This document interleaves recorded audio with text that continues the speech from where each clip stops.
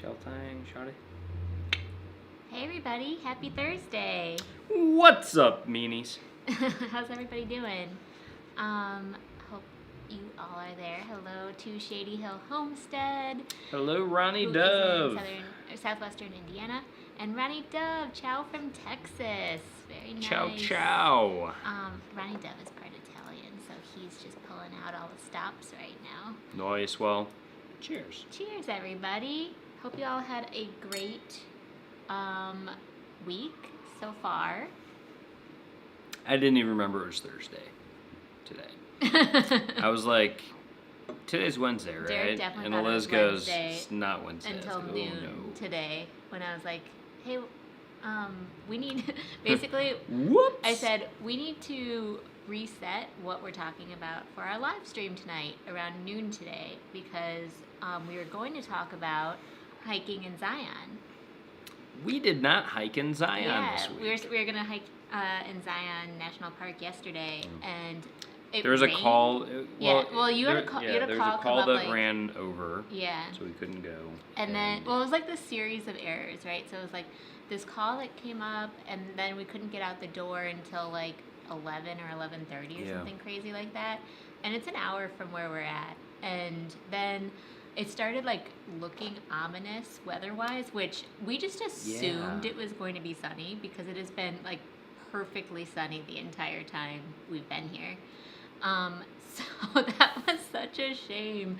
It got crazy windy out. Like we couldn't even, be out on our porch. It was just way too. Well, you said you even saw like snow in the mountains this morning. This morning I woke up and there was like snow. Because of the precipitation. Mountains. Yeah, I actually woke up much earlier than usual for a 9 o'clock appointment. So yeah. So anyway, sorry we're not talking about Zion. Doesn't her hair look pretty? Yeah, I got a haircut. She got a haircut.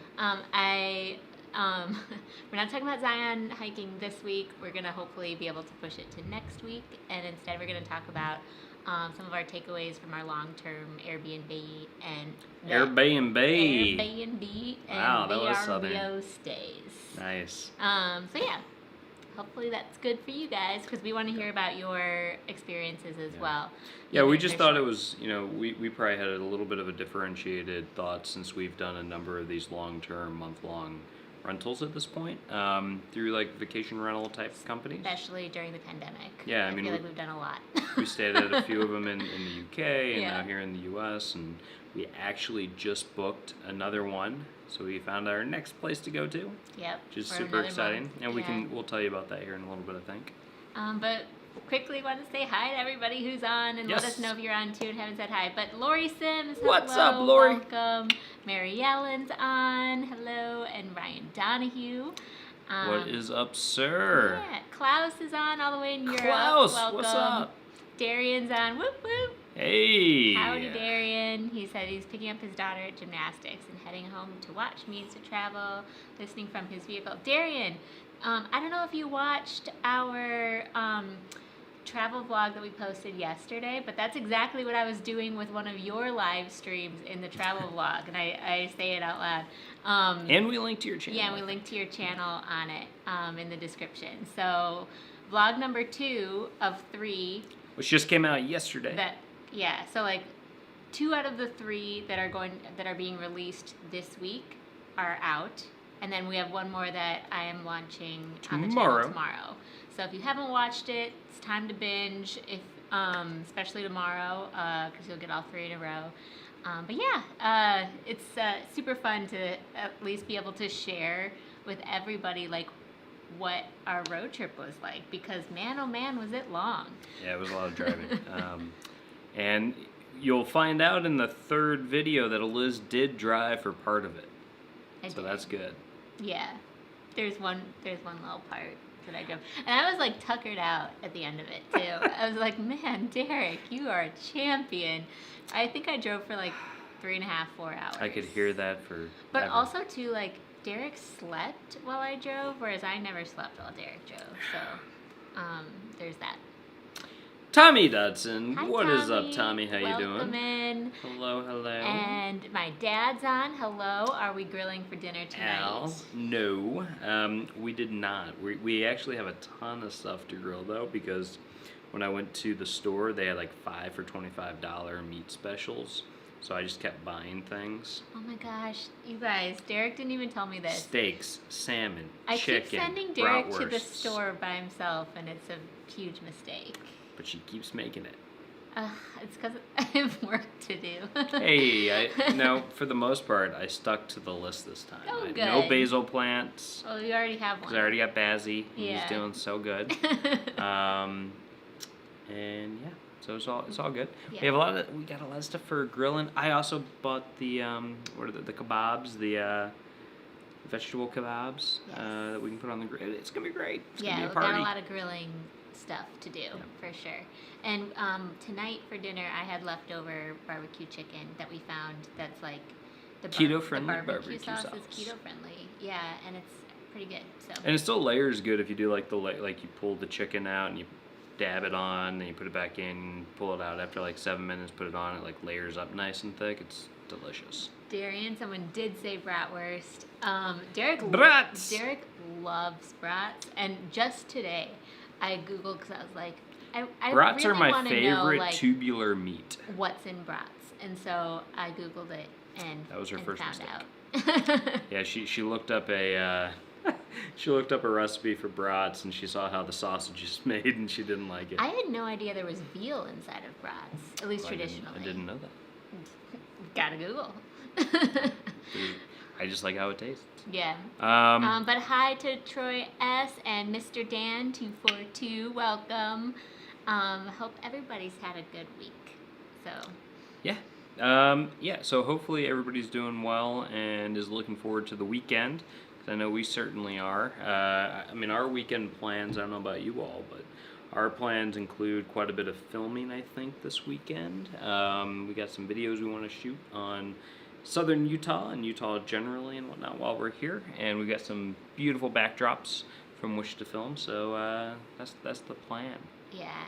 Mary Ellen says that she hasn't had a haircut in over a year. If I didn't have this YouTube thing going on, I wouldn't be getting my haircut as often as I do. That's for sure. It was definitely a very different experience getting it cut here versus in England, which we got our hair. Both of us got our hair cut. Hairs, both of our hairs. Both of our heads. This have hair one on and it, this one got cut. People cut those hairs.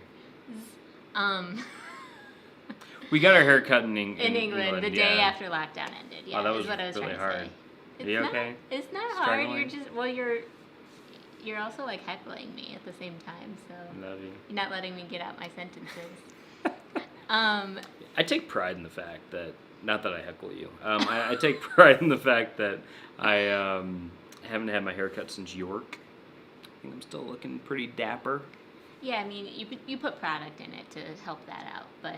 I mean, if I did, I always put product in my hair. Yeah, so I'm not going to elaborate on all the differences because, everything varies anywhere from salon to salon, but it was a change. Real quick, Mary Ellen Dillon got thrown out, but she's back in. Yeah, I seem to have gotten thrown out as well.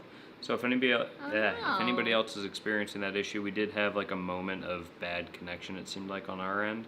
So apologies if people are getting thrown out. All right, let me, I'm just going to stop. I wonder if Klaus says, my stream just went in lockdown. Oh, no. I'm so sorry, Klaus. I don't know what's up. But the numbers are going back up again, and it Yeah. seems like maybe people are coming back on, so... So if you're on now and there's another issue that you encounter, just press refresh and hopefully you'll get right back in. I'm sorry, I don't know why, because it's saying we have an excellent connection.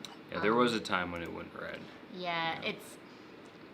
Unfortunately, I can never tell if it's like a YouTube thing or a Wi-Fi thing. There's not a lot of details on that. It is like the little light is like flashing Struggling. different things. So okay, well, hopefully you guys can hear us and see us. We're just gonna kind of like plow forward and yeah. All right, so Troy just had a Harry Potter commercial, LOL.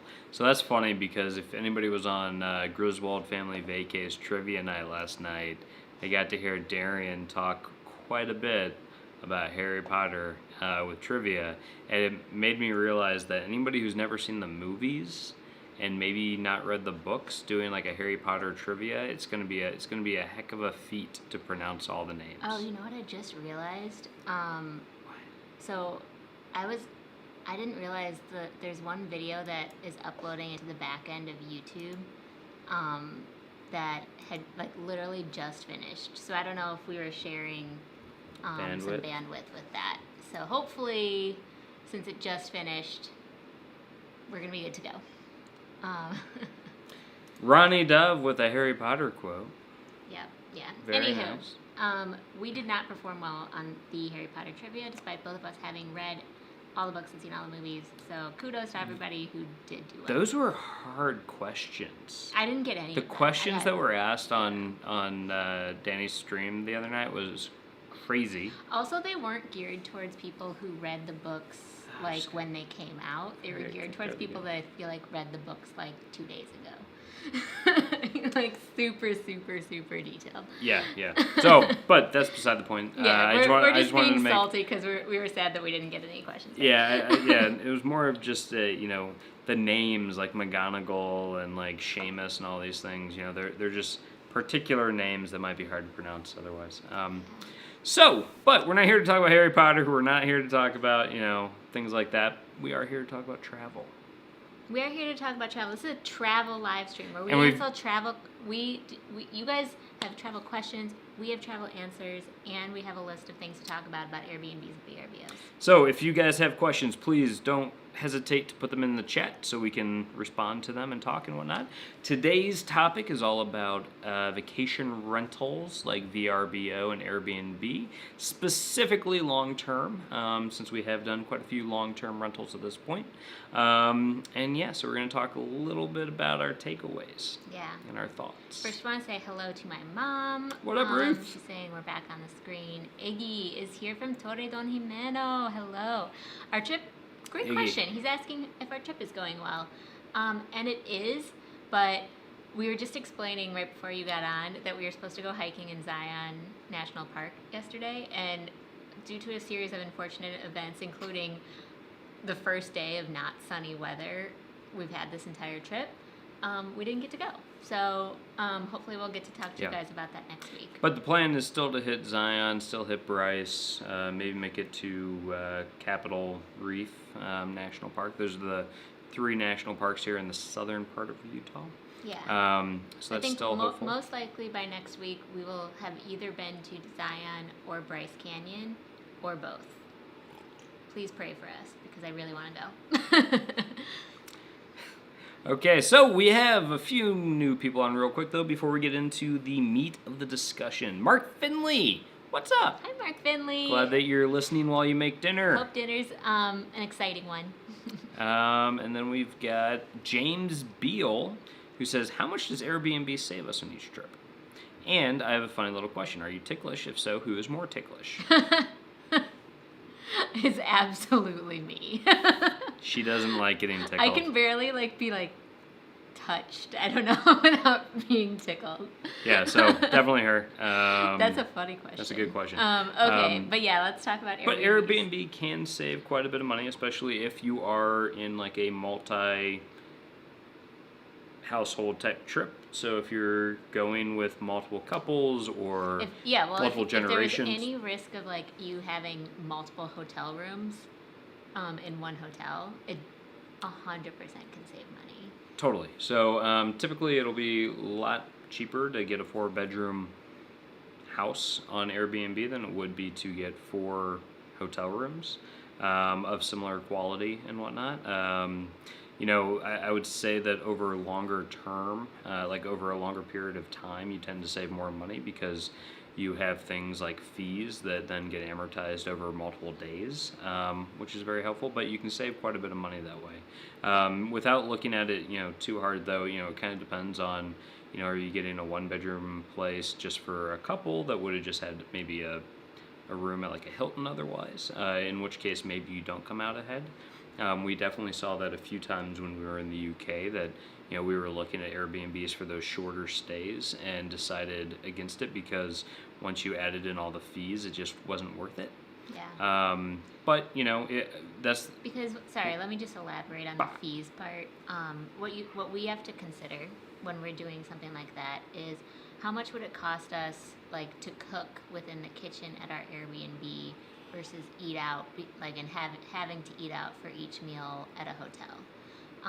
And then if you're talking about maybe the service fee plus the cleaning fee plus taxes on Airbnb stays, you're gonna have to pay the cleaning. Like there's a pretty hefty cleaning fee, especially during the pandemic, for any Airbnb, and that's going to be important to like look at those all-in costs.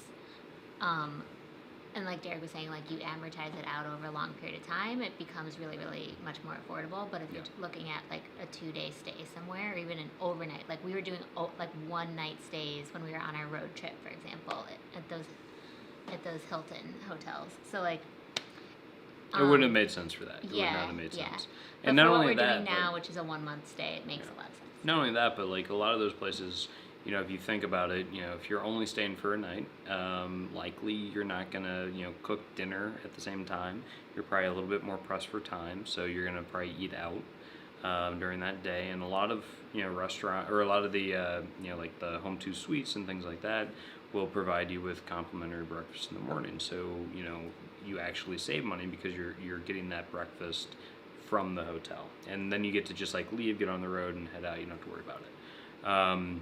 So there's a lot of different things to think about with those things. I mean, we did stay at like a Hampton Inn one time for 4 nights or something like that when we were in Exeter in the UK, as opposed to getting an Airbnb, and it was because it was a great price and they provided us with breakfast, and it was just we knew it'd be a comfortable bed, and it was just happenstance that we took it. Yep. But yeah, but to get onto these things, what is our first takeaway? Well, I thought you had the list. I don't have the list. Oh, you made the list? I sent it to you. I have it. I made a list, guys. I actually did. Okay. I did a little bit of work. Well, the first takeaway is exactly what we had just been talking about.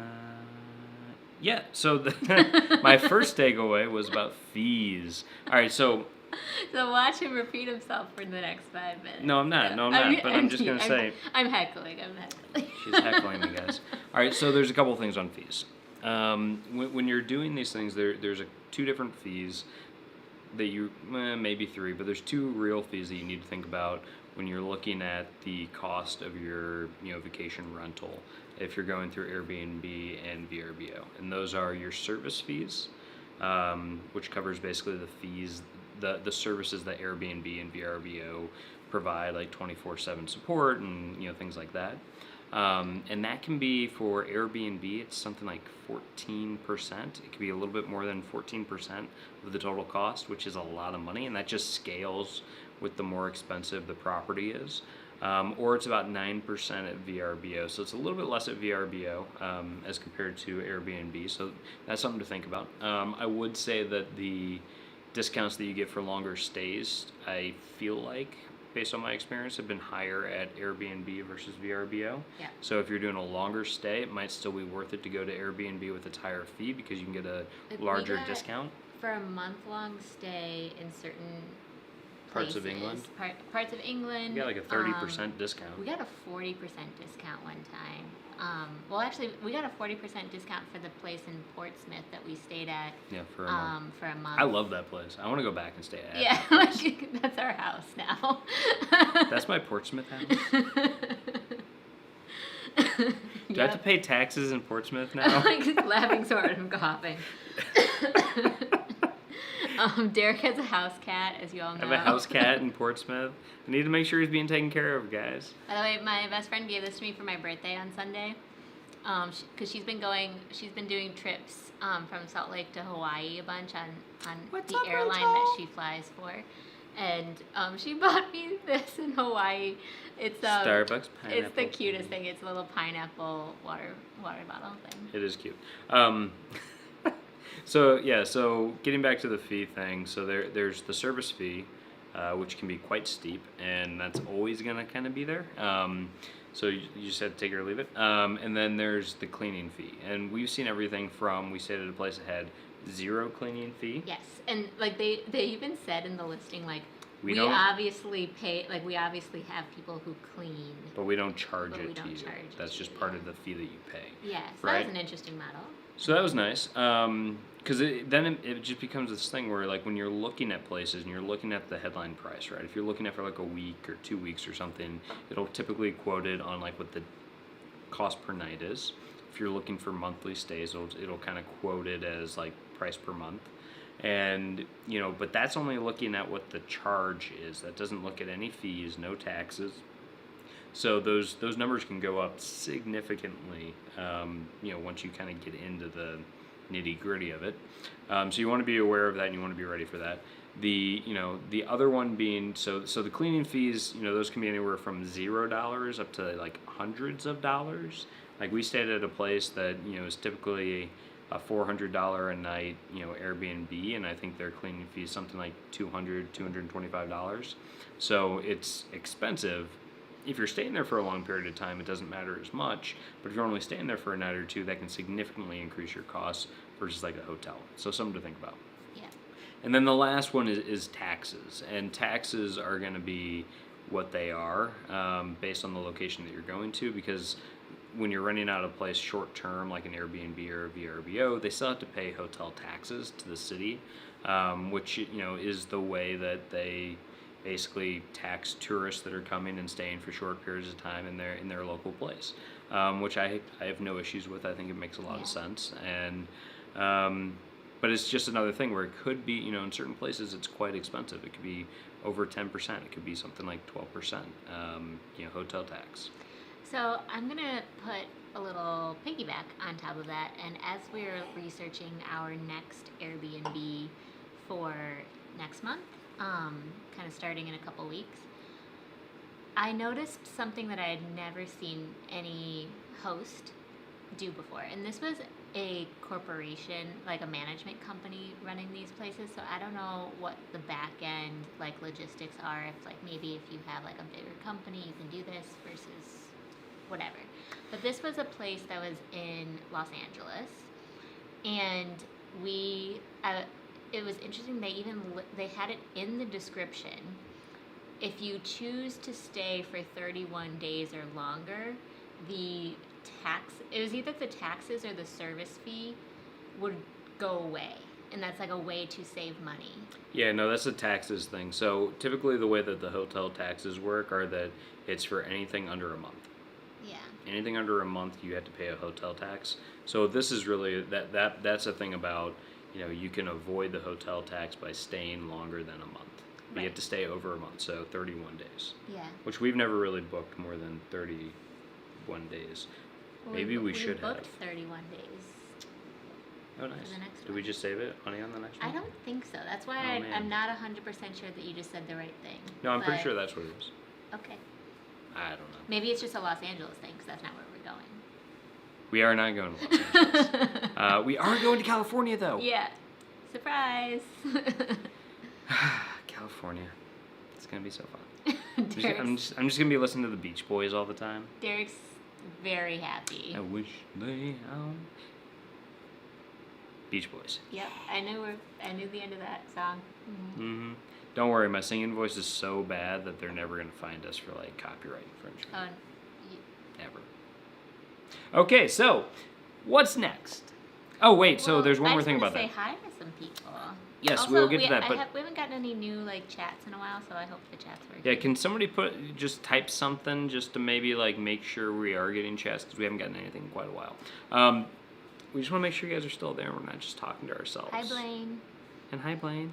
Hey, there we go, Maryland. Maryland, where are you Hello, going? party people. Yes, Eric Nice, B Eric is B, in the what up? house. Welcome. Where are we going to California? We'll get into that here in a little bit. Yay, Troy. No, we're excited. Woohoo! Cali.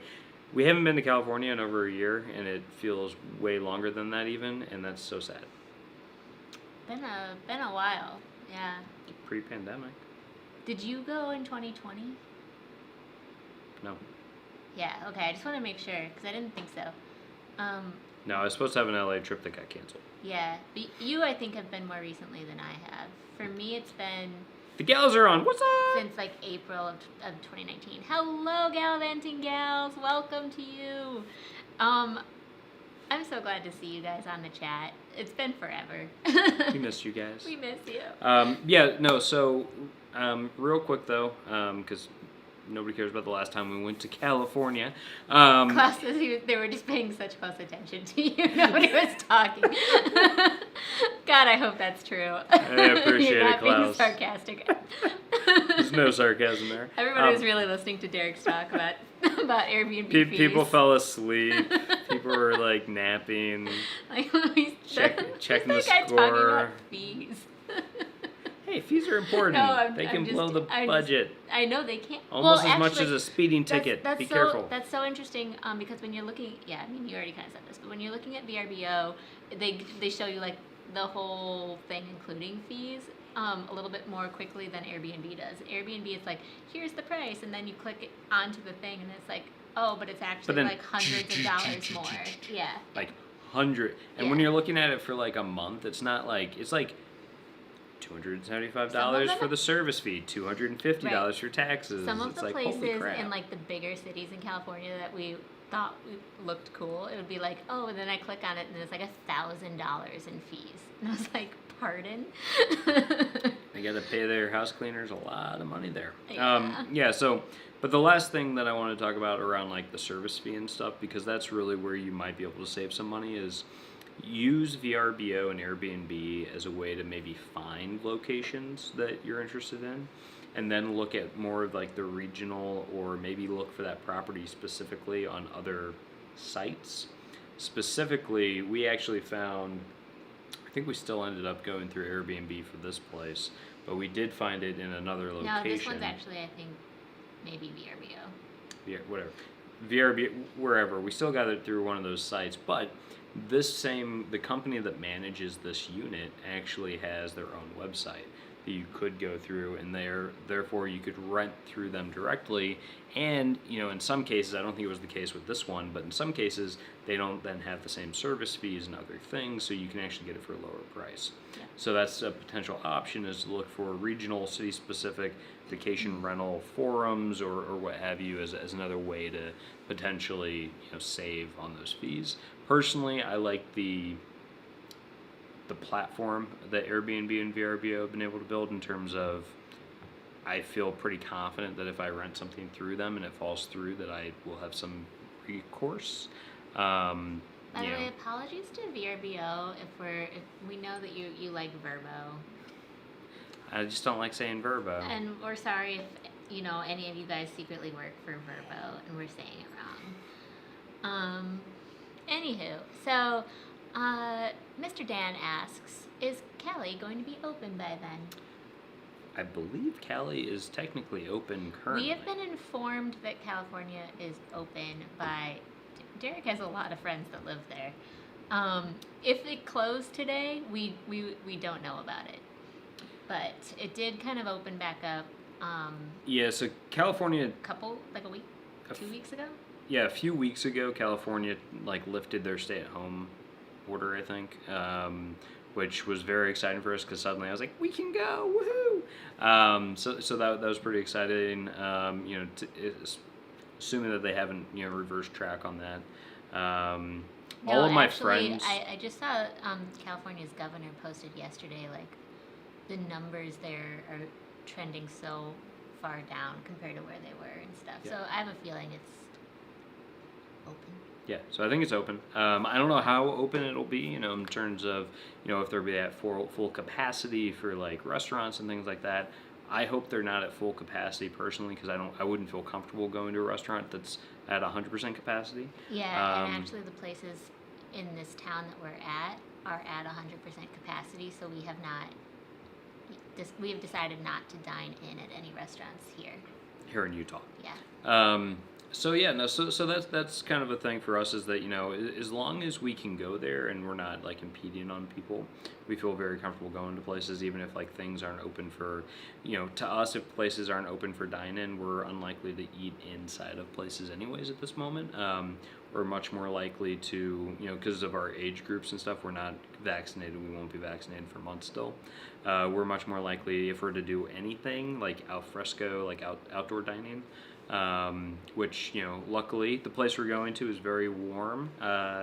It'll be very warm when we get there in a couple weeks. So we're excited to have some outdoor dining options, hopefully. But yeah, no, hopefully California's open. Tommy said he had a VRBO property owner send me a string of what looked like code, and then told me I should have picked up on calling her, but I booked direct. Versus booking direct, I like to save on fees. I was slow on the uptake, I guess. Oh, man. Oh, that's a shame. Yeah, Derek was saying that sometimes you can save a little bit by booking directly with some of these companies. Yeah.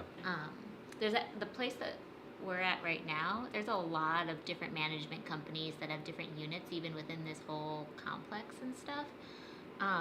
And so it's kind of a lot of work though sometimes. Yeah. If you're trying to figure out, okay, well, who owns that unit that I might be interested in, reach out to them, see what their pricing, their back end pricing looks like, see what their back end pricing looks like.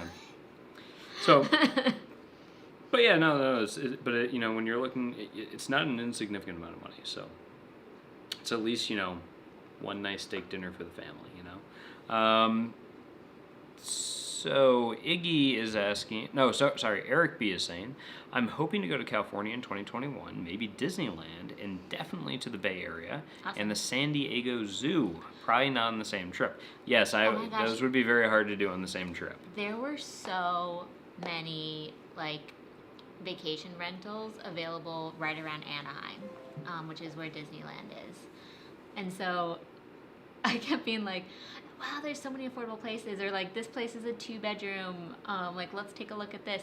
And then I go in there and it's a 2-bedroom that has 2 queen beds in each bedroom. And so it's there's 4 queen beds in the whole unit. I'm like, we do not need this many beds. But if you're a family, holy smokes, that is an affordable price. Oh, that'd be kind of fun. We put them all in the same room and then we just have a massive bed. I was like, this would be so great for families because this place houses, can sleep thousands of people. Yeah. Thousands. I was just really impressed with it. I was trying to do my Christopher You could Walken. have 8 people, then they had a fold-out couch in the living room. I was just like, this place is 10 people and it's within our 2-person budget. Man. Yeah, we're not doing that. No. But I was really impressed with the amount of rentals there were in that area. Yeah, so, and then the Gallivanting Gals were saying that they are looking at doing a similar trip to Eric B with the whole California thing. Nice. I will say California, I love the Bay region when you get out of San Francisco. San Francisco is fine. It's a fine city, but I much prefer wine country personally. I like my wine. We actually, we don't tell anybody, we went to Nevada the other day. When we did not go to Zion, we went to Nevada instead, which is a gorgeous drive. Oh my God. The drive from St. George to Las Vegas, breathtaking. Especially if you're leaving St. George, that first 45 minutes, you're just going through canyons I would say the drive mountains. From here to Las Vegas to Mesquite is ugly. Breathtaking. No, from Las Vegas to Mesquite is ugly. And Mesquite is on the border of Nevada. Yep. And then after you cross the border of Nevada and start heading towards St. George, there's this mountain range Beautiful. that you cut into. Yep. And the highway drive itself is spectacular. Yeah. And the drive back, the opposite drive, so from St. George to Mesquite is, I think, even prettier. I'm sure Eric B can talk to it too, because he drove from Vegas to Zion National Park recently. So, highly recommend that. Just go there for the liquor stores, I guess. But which is where this wine might have come from that we're drinking tonight. Yeah, I think it came from Mesquite. So oops, sorry, we didn't. Just kidding, Utah. We bought it here. If any of you guys were on our last live stream, if we get audited, I'm screwed. Now, Let me pour a little bit more. Don't put the label in front of. That one might not be sold in Utah, but it might. We don't know. So yeah, no. So we spilled wine on me. So California's great. Love wine country especially, and in California there's a lot of different wine countries. Obviously, San Diego's gorgeous. We actually looked in San Diego for for quite some time trying to find a good vacation rental that we could do there. There's a really cool looking place in La Jolla that we almost did. We were super close to booking a place in La Jolla, which is where my brother got married, and La Jolla is gorgeous. We love it. Scripps aquarium and pier and everything are over there. It is a really cool place to be. That's where the Dr. Seuss tree was from the Lorax. But it fell down. Yeah, it's an important. It died. Got hit by lightning or something. Yeah, very sad. But it's a really cool place that I would highly recommend. Other places within San Diego that I've been to that are really cool is also like Del Mar. Del Mar is a really cool spot. San Diego's awesome. Beautiful weather. We actually have a number of friends that live there. And while we're not going to stay there, we're definitely going to head down there for a few day trips, because where we did end up going to is only about a 2-hour drive, so pretty close. And no, I'm not talking about Santa Monica, because by the way, Santa guys, Monica is also about 2 hours. While we answer Iggy's question, feel free to guess where we're going at this point. We'll just tell you at the end of answering this question. Iggy says, any stories or experiences about Airbnbs, rooms, flats, houses that look very different than photos? London?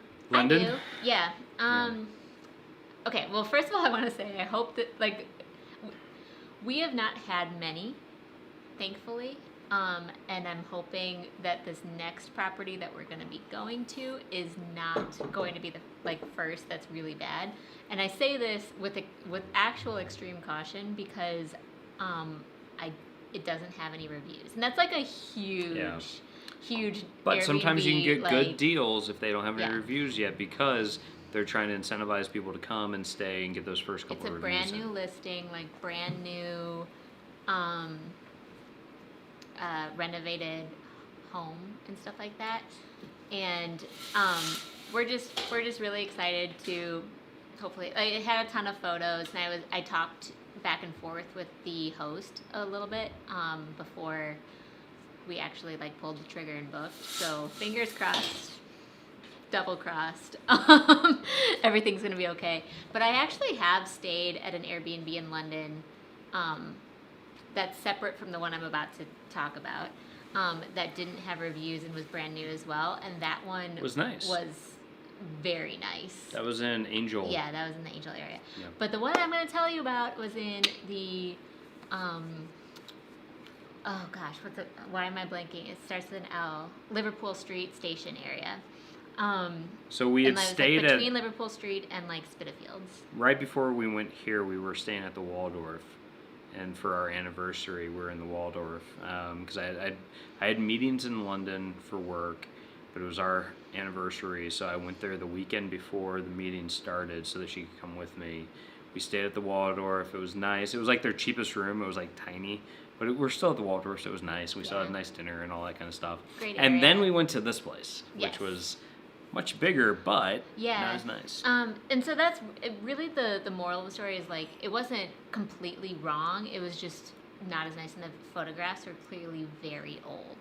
Specifically the ones of the bathrooms. Doctored, maybe. I don't know if they were doctored, but edited. Yeah. Well, I just think they were years and years old or something like that. Because the bathrooms just were not as clean as it looked in the photos and stuff like that. And when you are getting an Airbnb in London, many of the bathrooms in London don't have proper ventilation for showers and stuff like that. There's no windows to open.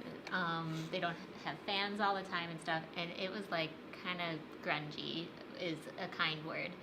So not that, but the pot. It was little things the pots and pans had loose handles. Yeah. That felt like they were gonna fall off when you're boiling water.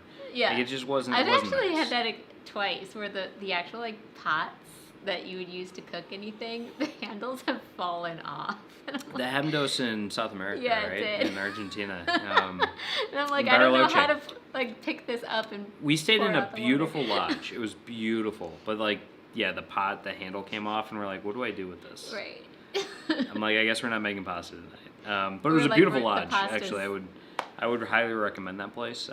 It's the start with an L. I think it was called Lujan de Cuyo, or is that? It was in Bariloche. Anyway. Yeah, it was beautiful. Just the pots weren't great. But yeah, no, so that's the only thing that we've had to deal with. Nothing in the last little bit, though. When we were in the UK, we were very happy with our AirBNBs, and, here we're very happy with this place. So the only guess we have right now is from the gals, and they say Santa Cruz. I'm sorry. Lori Sims says Palm Desert, and Lori Sims is right. Boop, boop, boop, boop. Wait, where's her thing? She's right here. Almost. I mean, we're not really in Palm Desert. No, we're gonna like be in Palm Springs. We're in but between yeah. Palm Desert and Palm Springs Yeah. for the most part. Yeah. But yeah, it's super close. They're very good. Close to Joshua Tree National Park. Close to Joshua Tree. So we've never been to this region, so we're excited to be in this part. It's in the Sonoran Desert, so I guess we've been in the region because we've definitely Is been. it in the It's Sonoran? in the Sonoran Not Desert. the Mojave. I looked it up. It's in the Sonoran Yeah, Desert. it's in the Sonoran Desert. How many times can we say Sonoran Desert? Sonoran Desert, yes. Okay. So we're gonna be in Palm Springs, which is kind of cool because it's like a 2-hour drive, maybe 2.5-hour drive down to San Diego, and like a 2-hour drive to like Santa Monica. And I have a lot of friends we have a lot of friends in like the Santa Monica area, also down in San Diego. So the idea would be that we'd pick a few like weekdays or weekends to like head over there. Maybe get a hotel overnight so we can like see multiple people and then head back, sort of thing. So we're excited though because it's actually going to be like nice. It's like a multi-room place. It's not a 1-bedroom. It's not a 2-bedroom. It's a 3-bedroom place. And we were able to get it like way better than like a studio in LA. And I was like, like way better price. As I mentioned before, I was messaging on the Airbnb app a bunch with the host in advance. And I explained like, hi, we're here to kind of like work remotely for a month and stuff. And she's like, oh, if you're both working remotely, I was gonna add a second desk because there's a desk workstation in one of the bedrooms. She's like, I was gonna add a second desk to the unit, but I'm definitely gonna like rush that so that way you guys both have a place to work. And I'm like, love you. So the woman who owns the place, the owner is actually like an interior designer. So it was kind of really funny where she said, "Oh, I've got a lot of extra furniture in the garage. Like, just let me know what you need." Yeah. And so that was kind of funny because we're like, "Oh, okay." That's nice that you just have a bunch of probably like staging furniture in your garage that you can have somebody pull in for you. But yeah, no, it'll be really interesting. I'm excited because it looks very well like decorated because this person again is like an interior designer, so that's kind of cool. And it sounds like this was more of Wait, you're confusing this with a different one. I'm confusing this with a different one? Yeah, the person's not, I don't, unless I like missed this. I definitely remember a different listing being that, I think. I'm going to look this up because now I'm concerned. I don't know. To be determined. Did we not agree on the same place? If she's a designer, that's cool, and that kind of makes sense anyway. This isn't the one with like the picture where it was like her and a dog? No. Oh, crap. I thought we were staying somewhere else, guys. Sorry. I was excited. Okay. Dreams crushed. Tommy says, had a VRBO property owner send me a string of what looked like... We already talked about Oh, I'm sorry. I totally did read that already. I just want to make sure I'm caught up to everybody's... I'm going to go to our TripIt app now and check out where I'm I don't staying. think I forwarded it. Oh, you didn't do it there? Derek, we'll just deal with this later. Lori says, for the most part, we are open in California. All parks, i.e. Disney Sports, closed. Eating inside are by county or city. Not everything's open yet. Yep. Yes. Yeah, makes sense. And Blaine's on. We What's would up, love Blaine? to do dining al fresco. Hi, Blaine. That's really all that we're that comfortable with is al fresco dining. Currently. Or a place that's like nobody's there. And if you guys feel differently, that's totally fine too. Like, we're not preaching our stuff. No, Anyway. that's just how we feel. That's just how we are. Ronnie says San Diego first stop on my California bucket list is to see Padre Stadium. Nice. Yeah, no, San Diego's really cool. And the weather is beautiful all the time. I was texting a buddy of mine who's he's a doctor down there, and I was just like, so, how you liking it? And he's like, oh, it sucks. I really miss scraping ice off my window, off my car in the mornings. Because he was in Detroit before he went down to San Diego, and that's just like such a 180 in terms of just like crappy weather almost all the time to like amazing weather almost all the time. So that's pretty nice. And I'm hoping to see my buddy when we get down there. That'll be fun. Yeah. My mom is saying to stay out of restaurants at 100% capacity. Yep, no worries there. We don't go to restaurants. Nick P is on. Traveling Nick P, what is up? Good evening, everyone. We made it to 50 in Minnesota today. Degrees in Minnesota. Nice. Awesome. I think we were 65 here. Melt that snow. I was watching a video on Instagram of all of the like ice melting off of the John Hancock Center in Chicago. That sounds terrifying. scary. Yeah, terrifying. Don't stand under any tall buildings right now in the Midwest. God, no. So Galvin Gal says that's because Disneyland isn't open. Well, it's open to go eat and shop, but no rides. You still have to pay admission. Wow, that sounds like a reason not to go. The rides are so fun, but you guys seem to still be having a good time. At least from what it looks like. Yeah. So Gavin Gal says we have done both coasts and love both. We do West Coast. It will be Seattle, fly to SFO, then drive to Anaheim. That's a long one. Nice. Oh, that'll be very cool though. Seattle's great. San Francisco's great. Haven't been to Anaheim. Have you? No. Yeah, neither of us have been to Disneyland. Wait. I might bite my tongue. I might have been to Disneyland when I was young, but I don't remember. I don't think so though. I've been to the one in Florida twice. Disney World. 3 times. Yeah. Been to that one 3 times. Once when I was little, once when my little brother was little, and once when I was in college. Yeah. Senior year spring break, we had a lot of fun. We got in for free because we had buddies that were doing the Disney college program, so they were able to like not sneak us in, but get us in through like buddy passes, and we had a blast because we just didn't care. You also got to like cut the lines. Right? We got to cut all the lines because we were with them. Yeah. And they would just like walk up to the people doing like the fast passes, and they'd like hand us a fast pass, and then we'd hand it right back to them, and they're like, "Okay, bye." And so that was kind of cool. Yeah, that's an experience that we'll never have again. My buddies actually worked the bellhop at the Tower of Terror ride.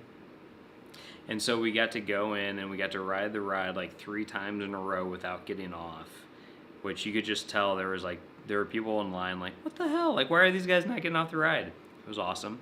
It was a good like power move. It felt nice. And then afterwards we got to go into like the control booth where like they had like all the cameras and stuff to like monitor everybody in line and all that stuff. So we got a little bit of like a behind the scenes look at the Tower of Terror, and that was like very cool. So that was the way to do it. That was very neat for us. Nick P says never stay above a pub in London. Almost was robbed at a place near Edgewater Road Underground Station. Edgware. And Edgware Road. Wow. Important like point to make here is that Nick P's like 6'9", so She's not. Yeah, like that's nor insane that anybody would dare to do that to you. So I'm sorry to hear that. And funny that you say that. The place that I'm talking about was actually like right next door to a bar.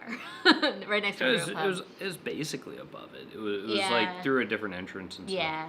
But it was basically above a pub, which had me a little bit nervous because I was actually leaving. Yeah. I actually, with my meetings, I had meetings in like London and Paris, and so I was leaving her in London while I went to Paris for meetings, and then coming back, and it was just one of those things where I did feel slightly nervous leaving you there by yourself. I was like, is she going to be okay here?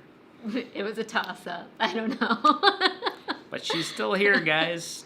She made it. I made it. She made it. No, it wasn't. That was an exaggeration. I was fine. Yeah. And, you know, I know how to be in cities and be safe. Now, I will say, we have stayed above pubs in England. Have any of you guys ever Scotland. stayed at a place that was above a pub or lived above a pub? Have any of you guys ever stayed or lived above a pub before? Please let us know in the chat. It's a new tongue twister for everyone. So we've stayed at a few places that are kind of above bars, above pubs, what have you. We actually we have a good friend who used to live basically above a bar. It was like next to a bar in New York, which was really fun because then that was like his place. It was like his Cheers place where he'd like walk in and everybody, and that was a lot of fun because we never had that when we lived in New York. We were never like always at the same place, and that was like our place, and we like lived by it, and that like we didn't have that, but this guy did, and that was really cool to like experience through him. We were with the most popular person at the bar. It was kind of crazy. But that was another that was a place that, because it was on the first floor on street level, like right on Houston Street, I didn't feel great about it. No, he kept a baseball bat in his entryway just in case a drunk tried to like make their way into his place. But it's interesting. We've stayed above like pubs, which is not uncommon in the UK. We've done that in England and in Scotland. And it's been okay. I mean, the place that we stayed at is called the Eagle Hotel in... starts with a D. I can't think of the name off the top of my head. But it's like that first place on the North Coast 500. And, it wasn't the best room. It was okay. Like, the bed wasn't too terrible or anything like that, but it was above a pub. The breakfast in the morning was actually decent. I thought it was pretty fun, and it came with like free breakfast and stuff, and you ate it in like a dining room. And we went down to the pub actually before dinner and had drinks and everything, and that was fine. But it's a little bit different. Don't expect 5-star. Don't expect a lot of frills. I like that. Yeah, it's like don't expect 5-star, but there's certain places like we even stayed. Or our friends from London recommended like places to stay above a pub. For certain hotel stays even. In the UK. I don't know about that. I don't know. Maybe Catherine did, but Chris was very much like, yeah, I never recommend that. Oh. Because I was talking to him about Catherine that. was. Oh, yeah. He was Catherine like, oh, yeah, was we on did one that. of our live chats. I don't know if you guys watched that one. Chris might have had a different opinion because I was asking him about their time in, I don't know if it was Cornwall or Kent. And he's like, oh, yeah, we stayed at this place above a pub. I'm like, oh, that'd be fun. And he's like, yeah. It's not fun. It was loud, I think. Yeah. Because they had a 2-year-old. Yeah. Or 1-year-old, I guess, at the time. So, I mean, there's pros and cons. Like, if you know that you're going to be out and about, maybe that's the place to be if you feel like you're going to end your night at the pub. Yep. But probably not the place to be if you have, like, a business meeting at 9 a.m. the next day and you have to go to bed early. I was... Whoa. Oh, you just got out of the wall. Yep. Kicked my cord. Everything's fine. I had known in advance that the place was above a pub because I'd read the Airbnb reviews, which you should always read as many as possible. I read that it was fine up until like 11 o'clock, and I think the pub closed at 11. So. You mean it was noisy until 11? Yeah. The reviews said like it was extremely noisy until like 11 p.m. when everything closed, and then people would go home because it was in more of like the central business district. It wasn't like a neighborhood in London. It was people drinking after work. So then when people would go home, it would pretty much like quiet down, and that is 100% what happened. Like the reviews were accurate there, so I was okay. Sorry, I'm just like laughing at Klaus's thing about Belfast. He says in Belfast, I lived right next to an establishment called Filthy McNasty. Didn't get much sleep that week. Maybe the name should have been a clue. That's amazing. The best name for a bar, by the way, I've ever heard. Filthy McNasty. Oof. That's way better than Bodie McBoatface, and that one's hard to beat. That's That is something. Klaus, I feel for you, bud. That's rough. Oh man. But I love it though. That's so Yeah, good. in any place, Northern Ireland or just regular Ireland, like I wouldn't choose a vacation rental above a pub generally, unless you're going to partake in all of the Not one that revelry. has filthy or McNasty in Well, the just name. generally, like I feel like that maybe isn't the place to do it. London probably isn't either, but you know, there's certain cities that maybe would be okay. All right, so Eric B, thank you very much. Yes, hit the like button. Yes, for anybody who's on right now and you haven't hit the like button on the video, definitely press the thumbs up. And that way we are going to say thank you, you're the best. Thanks for the support. Yes, exactly. So Lori Sim says there's not much in Anaheim besides Disneyland, in her opinion. And Gallivanting Gals says we are at Disney World, not Disneyland, but that's why Disneyland rentals are so cheap, is because it's closed. Yeah. Sorry, I'm like going in an opposite direction. I'm like going up. Gallivanting Gals, you can both get the same trip notifications without having to forward it if you add the other email in settings. It makes it easy. Yep, we It's definitely just, do that. I hadn't sent it to TripIt yet because I suck. I just assumed she did because I remember getting a notification. I always of send some things kind. to TripIt, and then I realized that I haven't done that. Yeah. Eric B says, jokes on the robber who robs a 6'9" guy. Yeah, exactly. And then he says, I stayed in a couple hostels right above a pub, very loud. Yeah. The worst hostel experience I ever had was in London. The one where you slept on the floor? No, that was the best. That's a good story. Don't take that away from me. Sorry. No, the worst hostel stay I ever had was all my hostel stays were in college when we were in Europe, and one of them was in between. I think I had been like staying with you in your like dorm or whatever it was. But then there was like a night where I was like, I'm just gonna go stay in a hostel because like the next day I had like a thing to go do. I think it was like in between my like Bath and Stonehenge day trip, and then the next day I was going up to Scotland. So I was like, listen, I'll just like check out. I'll go on this thing. I'll grab my bags from your place, and then I'll go stay in a hostel. And I was staying in a hostel right by the train station because I was like paranoid that I was gonna like sleep through my train and like not get there in time, get lost, whatever. So I'm like, I'm just gonna stay like right by the train station. And I was in a hostel, and by the time I got there, all that was left was top bunks, and there was a skylight.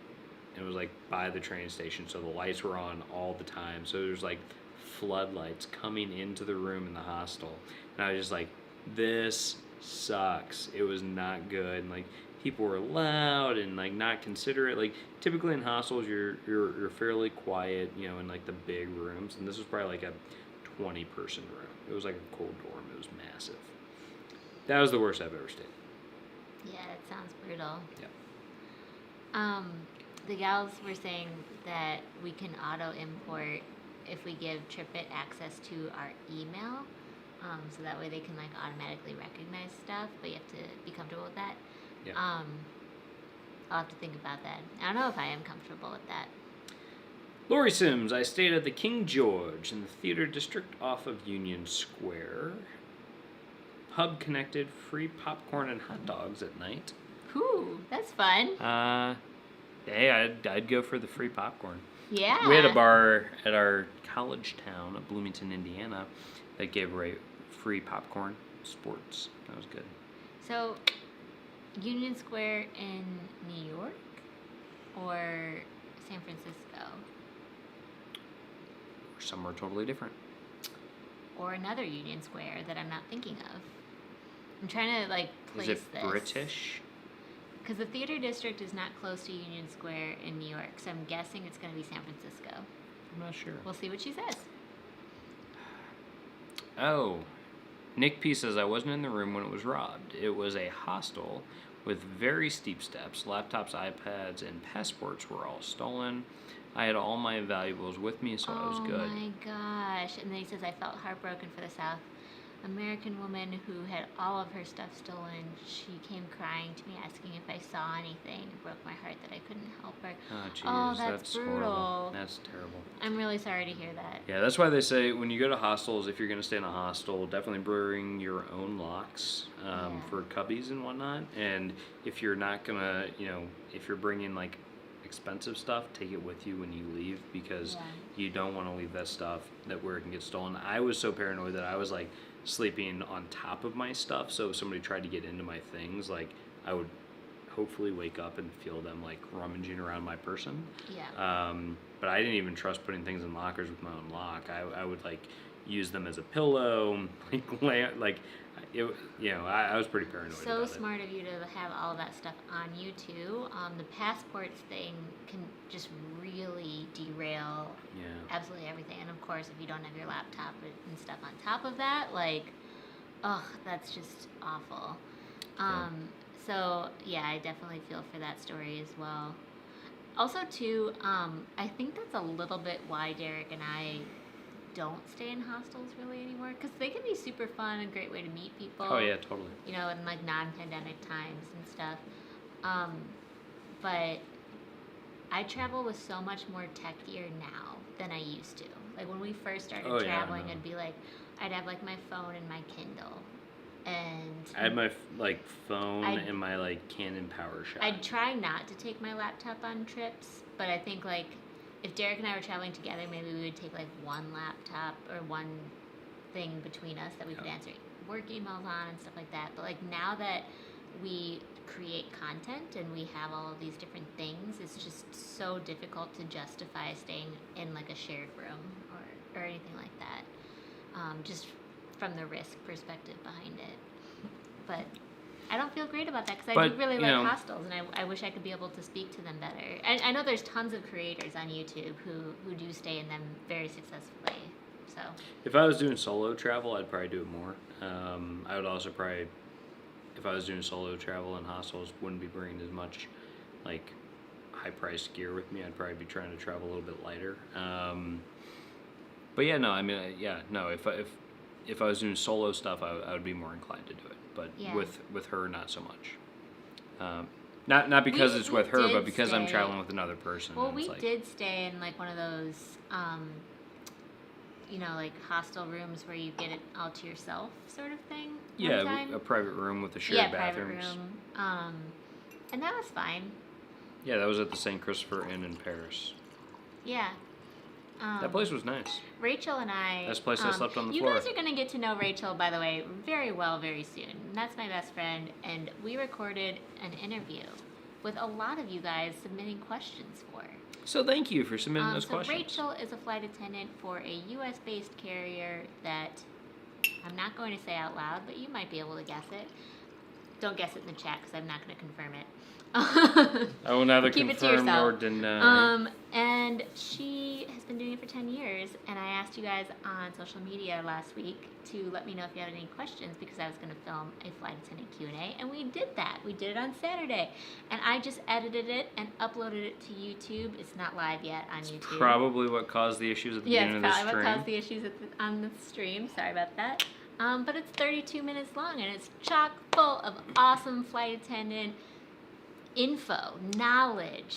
Is that coming out next 10 years week? of experience. It's coming out next week. Next week, people. You heard it here and first. So you guys are going to see Rachel. You're going to get to know Rachel. And Rachel and I stayed at a hostel in Ireland together, and we just had our shared room and stuff, 2 twin beds, and it was awesome.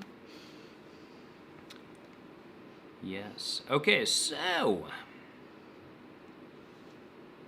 Galvan and gals, you guys have never stayed at a hostel. I think we knew that about you guys. Yeah. And it's not for everybody. So, Lori Sims says, my only hostel I stayed at was in Vienna, but I had a private room and a private bath. Very nice. Only about €50 a night, which can be very, very nice. Mm-hmm. Yeah. And €50 a night is a very reasonable rate. Oh, totally. And especially to have the private stuff.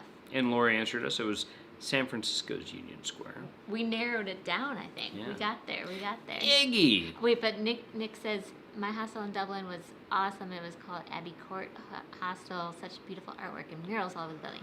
I love when hostels, go that extra step. And he said it was right on the River Liffey, so he probably got to like walk out and just like see all the hustle and bustle right around the river. That's really cool. So Iggy was asking Yes. if Nick thought that the river and canal cruise is worth it in Dublin. The last time he was there, he wasn't able to do it and felt some serious FOMO. I walked along the quay along the river, and it was just a fun experience. I haven't done the canal cruise. So Nick says the lockers at the... Oh, no, sorry. That was an answer to Iggy's question. So we'll see what Nick says. But separately, he says the lockers at the London hostel stink. The person who robbed the place were easily able to break into them. That's another thing that's like, I mean, if you ever stay at a hostel, like definitely bring your own lock, for sure. That's kind of rule number one. We actually travel with a lock a lot. Like, I think we have a lock on this trip, despite not staying in hostels. Yeah, so Eric B says hostels are easy for solo. My next EU trip, probably mix it up and maybe do a few private room hostels and hostels on points. And hotels on points, I should say. I was going to say, what hostels have points? That's awesome. I would do that. But no, that's really cool, Eric. And, you know, I think that's a great way to do it. And that'll definitely bring down your average cost pretty significantly. So that's pretty cool. Should we go on to our next point? What's our next point? AirBNBs and VRBOs. You want to do it? Yeah, so our next one is a very big one. And it's if you're doing extended stay through Airbnb, VRBO, whatever, VRBO, for those who prefer that, think about the amenities that actually matter to you. And really think about them. Because if you're going to stay in a place for like 30 days, 2 weeks, 3 weeks, whatever, but what we would consider an extended stay would be anything over a week. You know, really think about what you can and cannot live without. You know, for us, things like air conditioning are extraordinarily important, especially if we're staying in the Southwest. Things like full kitchen that's fully stocked with all the pots, pans, cookware, cutlery, etc. Those things are super important to us. Most important, so we can be here with you all, like we are right now, Wi-Fi. Wi-Fi is probably the number one thing that we check for. Yeah. It's our number one gating item at the moment. And that's not just so Liz can, you know, upload videos, because, you know, it's the difference between uploading over an hour and like 12 hours, but also so we can talk to you guys kind of like live like we're doing now. Yeah. And so, like, for example, the 32-minute video that I just mentioned that's coming out next week, the flight attendant Q&A, that one took hours to upload, and we actually have a pretty fast connection here. So for somebody who creates content as much as I do, and we do all these live streams and stuff like that, having fast Wi-Fi mentioned in the listing is like super important. Well, it's not just for that, but it's also you know, for anybody who's doing remote work right now or anything like that, it needs to be able to do like video conferences, work remotely. If you're like logging into your computer from work remotely, if you're doing like remote desktop, you know, you need decent internet connections to be able to do that like efficiently and effectively. One thing that we have found is more and more of the places that we've stayed in the past year, like it's very noticeable in the past year, have smart TVs in the vacation rentals. And so for us, like the place that we're at here, it's interesting. They don't have cable. They have like a Roku TV that, sorry, this is our upstairs neighbors, that have like a YouTube, what is it called, YouTube TV connected to it and stuff. Yep. And it's through the owner's accounts and everything. Bye, Melinda. Bye, gals. So it's just really interesting to see how a lot of the hosts are leveraging like the affordable technologies, and maybe not, like if cable is something that you have to have, let's say like you're super into a certain sports channel, or you like are super into business and like you have to have Bloomberg on every morning or something like that. Some of those listings are going to say, oh, we have a Roku TV, so you have to clarify like what channels you get, and you know, etc. So that's like just an example of maybe like the reason why you would need to read into the descriptions very closely. Yeah, but you know, yeah, I mean, true. I would say that, you know, that's only important if you're staying for like a really, really extended time. Well, that's and what we're talking. Which is what I'm aware. Okay. But hopefully there's other means of getting that as long as you have access to, what we like to do is we like to travel with our own Chromecast. That way we can just plug it into TVs. Even if they don't have a smart TV, maybe they just have a plain one but it has an HDMI cable. So we'll plug that in. That makes it a smart TV. That way we can get access to all of our apps like Hulu and Netflix and HBO Now, etc. from our phones, and we can cast it straight to the TV. So I think that there's ways that you can overcome some of these issues, and just deciding what those things are and what those pain points are for you is very important when you're making a decision. And there's ways to overcome it that's relatively affordable. Kind of like coming to this place, we've talked about this a few times now. We were looking at 2 different units in the same facility. One had a grill in it, one did not have a grill in it, and the difference was $600.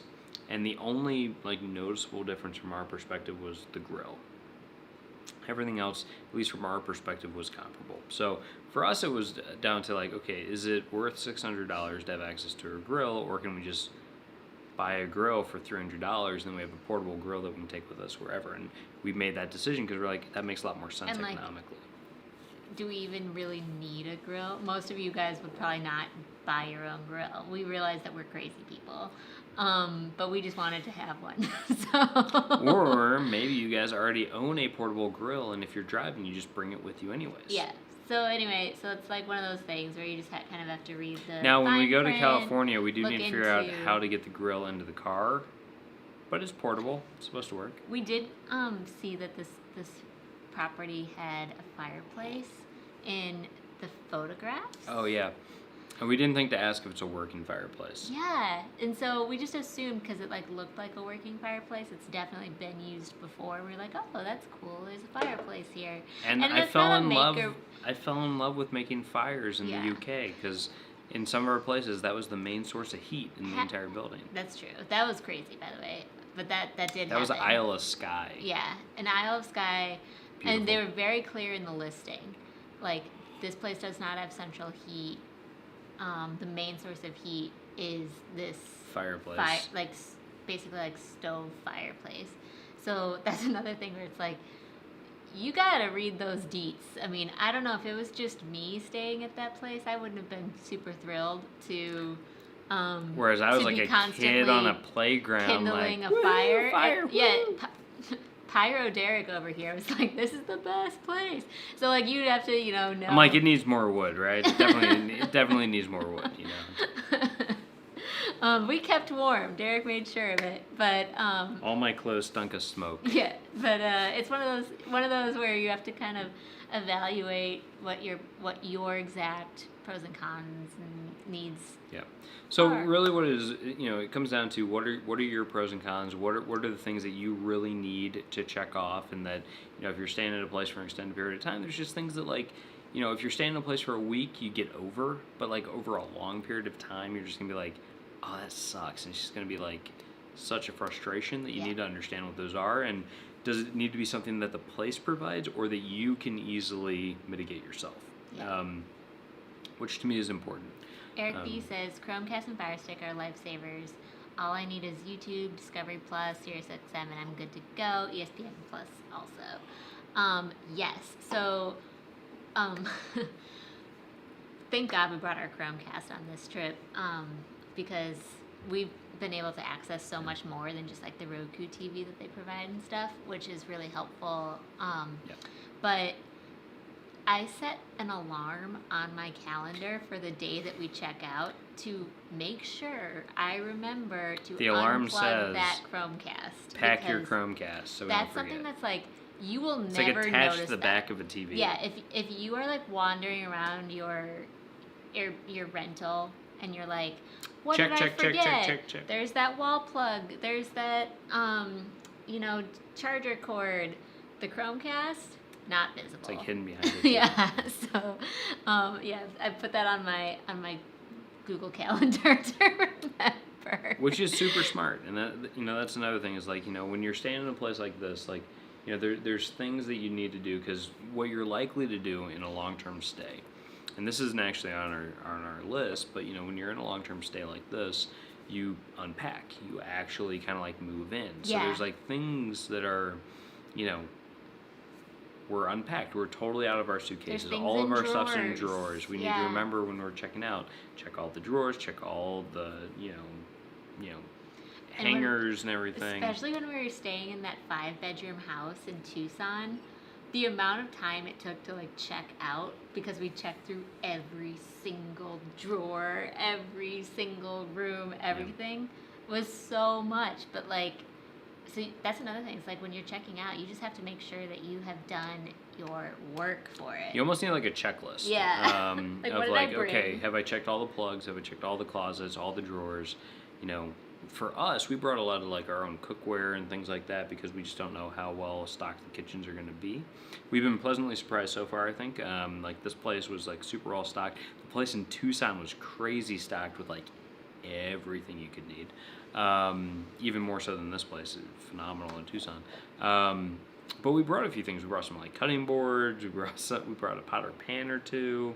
We're just like, these are like our needs. Like we need these, and if we don't have these, we're gonna be pissed. Yep. So we brought those couple of things. So like, there's things we're here where we're like, okay, we need to make sure we have our Tupperware and our other things that we brought with us, like our spices. Like I brought a pair of like kitchen scissors because I feel like most Airbnbs only have, if they have scissors at all, they only have like one pair of regular scissors. And so those things normally, you'd put them in the same drawer as like all the other utensils and stuff. And I'm like, no, there's a whole cabinet of stuff that we brought, that anything that's ours goes in this cabinet. Like we don't mix our stuff with their stuff because that's exactly how you lose it. Yeah, so I mean, it's just one of those things where like, right now we are traveling very differently than we would ever normally travel, right? We're staying for extremely long periods of time in one place. We're trying to make home bases. We drove, so we had access to a lot of space to pack things in. I would say that we didn't, our car isn't like packed like crazy. It doesn't look like we're like driving like moving across the country or anything like that. But it's definitely way more packed than we would typically do for a trip, even like for a long trip. So when we went to South America for 3.5 weeks, we traveled in just carry-ons. We packed very light and, made it work, and it was super easy because it was like one climate the whole time, very warm. It was their summertime when we were there. So for us, it was like super easy to pack that way. But like right now, we don't know, or at least when we left, Cincinnati, we didn't know what climate we were going to be in, so we had to kind of like be a little bit, we packed some things like long underwear. Clothes. Yeah, we have warm clothes that we haven't really been using much. We have, shorts, we have, swim trunks and, bathing suits and stuff like that. Shorts, t-shirts, whatever, long pants, button downs, etc. Like I've got work clothes. Excuse me. She's got some nice clothes for like when we go to places like Las Vegas and go to nicer restaurants. We had to pack a pretty like I don't know if I have robust. Nice clothes. Nice is generous, but I have clothing. I have a dress. I wore the dress, and when we met Mark and Jocelyn. She has less than terrible clothing. And Jocelyn complimented it, so there's that. I guess it's okay. So what I'm saying is like, so this travel that we're doing right now is very different than what we have typically ever done, because we just had this like sense of freedom of like, hey, will we need this? I don't know, just throw it in the car. It was one of those things where we're driving this big SUV. Just like Eric B just said in the chat, says it's nice when you're on. Cool thing about a road trip, you just feel different when you're driving your own vehicle. Obviously, you can take more stuff too, but it just feels more homey. Yep. You can like create more comforts of home than you can with air travel. I'm not trying to diss air travel. Like, sign me up as soon as I can get on. But it's there's pros and cons with that. But you guys have all said some great stuff. I want to read Tommy's thing. Not sure how some of us survived all these years of travel with just photos, guidebooks, Instamatic camera, and a notebook. I actually love that comment so much, and it sounds like Lori Sims does too. Derek and I, we've been there in certain ways. We did always kind of, in our travel life, have at least a phone. My I phone. mean, I feel like that's when I studied abroad. My phone was not a smartphone; it was a phone. But I'd have to just bring my guidebook around. We didn't have we couldn't really go and connect to Wi-Fi at the local Starbucks. At the same time, we say that all the time, and not jokingly. We say that quite seriously about certain things. We said that driving through Dallas. Driving through Dallas, I was like, how did people drive through Dallas without a GPS? Because the spaghetti roads there are freaking crazy. There's just so many different lanes, and again, I'm not I was actively navigating Derek through Dallas on top of the Google lady talking to us. Now, to just make it so we didn't miss it. Dallas is just on another level. I'm not some yokel, I've lived in New York and Chicago, and I've driven in all these different places, but Dallas was a little bit different. It was very big, and it's true they say everything's a little bit bigger in Texas, including the highways. And I just feel like I would be just lost trying to get around without some sort of play-by-play on what I'm supposed to do. Good night, Iggy. Thanks for bye, joining. Iggy. I know it's late for you. Thank you. We appreciate you being here. And hello to Daniel Fields. Welcome. What's up, Daniel? We're just You're chatting. late, but we're glad you're here. We don't care. We're chatting about Airbnb and VRBO takeaways, and we're talking about Dallas spaghetti roads, apparently. Spaghetti. Nice. No. So, but it's one of those things where we do talk about that, and with Europe, in particular, I'd say that things like GPS and Google Maps and having access to localized hotspots and stuff like that, whether you're using something like what is it we use when we're in Europe? Maps.me. No, the hotspot. Travel Wi-Fi. Yeah, whether you're using some sort of travel Wi-Fi, I don't remember what the name of the one that we bought was. Well, that's the company that owns Tepi now. Okay, so if you're using a Tepi, which is I guess travel Wi-Fi, or the one that we used, which was the orange one. Oh, Skyroam. Having access to internet and maps and stuff like that to help you get around, places like Italy, Spain, France, they can be quite hard. And in parts of the UK, because you have these roads that look like one-way roads, and they're single lane, and you're am I going the right direction? I have no idea. But you feel a little bit more emboldened if it's at least telling you to go that direction, right? But kind of just back to the comment at hand, and making do with what you have access to when you're traveling. We've been there in certain ways, especially when we were in South America. We didn't have access to any of the television or a lot of the entertainment things that we've gotten used to having in the U.S. So I remember there was one night we were watching this really old school television in our hotel in Bariloche, and it was Christmas Eve, and we turned on the channels, and there was one English language channel, but they were playing something that we weren't interested in. So we turned to the movies channel. Which was amazing. Which was I love telling this story because first we turned to it and it's Groundhog Day and hearing Bill dubbed Murray in Spanish. is dubbed.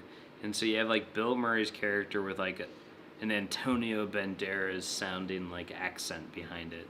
And you're just whoa.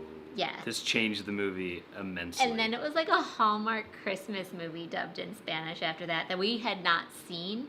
So, it was great. It was awesome. So we speak not Spanish well enough to listen to an entire movie in Spanish without subtitles and understand what they're saying. Yeah, we can get by. But we were picking up on some cues, trying to read some stuff, and it was just we kept being all right, so what do we think's happening here? And it's beautiful just, thing so though funny. is Groundhog's Day, everybody's seen it, so you can get by with that one. The other one is Hallmark movies are so obvious what they're doing that you're just oh, there's the meddling mother, and then there's this person, and there you're yeah. All right, I got this. Okay, so she worked in a big city for this, and then she's a big city lawyer, and he's a small town lumberjack. Yeah, and he's really a millionaire. Secret millionaire. Millionaire. He invented the internet. Right. Darian came on after he said spaghetti guys. What's up? Can you say fresh? Nice. Yeah. So Lori says, I do not care how good a phone map or GPS is. I still wound up lost at night trying to get back to my hotel in Venice on the Man Canal.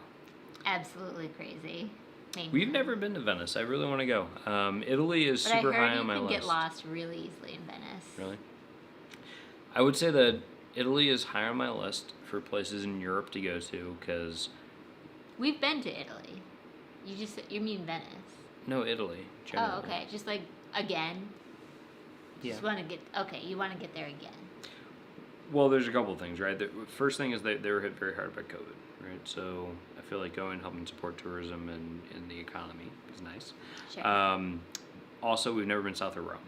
True. So, and we've never been on, like, I guess the east coast of Italy. We've never been on, like, the Adriatic or whatever that is. That is also true. You know, so there's just things to me where I'm like, okay, so, like, there's so much of this country that has been such an integral part of, like, Western civilization for so long.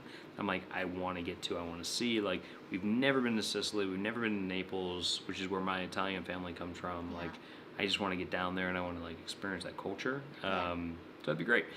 But Spain is also, like, next on my list because Spain rocks. Yeah, we just want to get to Europe, as I'm sure all of you guys do too. Sorry, I'm reading Blaine's. Yeah, I'm I your just read Venus. that I'm too. your fire. It oh, sounds Venus. like a Gillette commercial that I missed. Yeah. I'm your Venus. I'm your fire. Ooh, design. It's the Venus, like the shaving thing. Oh, I remember. It's like a '90s throwback right there. Early aughts, maybe. No map will ever unravel the mystery of the canals. That's That's part of the adventure. Absolutely. Let me show that one. Okay, so... I like the spaghetti ice emojis. Yeah. It's very nice. Okay, so to summarize what we had just been talking about several minutes ago, just make sure you know what you need and what you would use. And I think another, Derek kind of says that too, and as like the next point in regards to what amenities you'd be using on a daily basis when comparing properties. Do you want to elaborate on that a little bit more? Yeah, so my thing is, like, don't pay more for something you're not going to use. And this is kind of like the flip side of the, we didn't want to pay more for a grill when we could buy one for cheaper. But also, like, if you're not going to use, like, a pool, hot tub, etc., especially, like, right now, if you're not comfortable with that, don't pay more for it. Find a place that maybe has less amenities, but is more likely what you're going to use on a daily basis. This place, we just happened to find a great place that has access to, like, some really nice amenities. This place has multiple pools, hot tubs, indoor, outdoor, fitness center. It has a bunch of stuff here on property. We've used none of it yet. Pickleball courts, basketball courts. The only thing that we've used is like the walking trail. That's not even a real walking trail. We kind of made it one. No, there's like a walking trail. Sort of. I don't think that goes around most of the property. You just have to walk through a parking lot for part of it. Yeah. But we use that because that's like a little over a mile. Go around a few times, get your steps in. Get your steps in, kids. So we do that. I went around a few times today. I didn't quite hit my 10,000 steps today, but oh well, I tried. And it's just one of those things where we just don't quite feel comfortable enough, like, using the pools and stuff like that. But one of these, when it finally gets warm enough, then I would.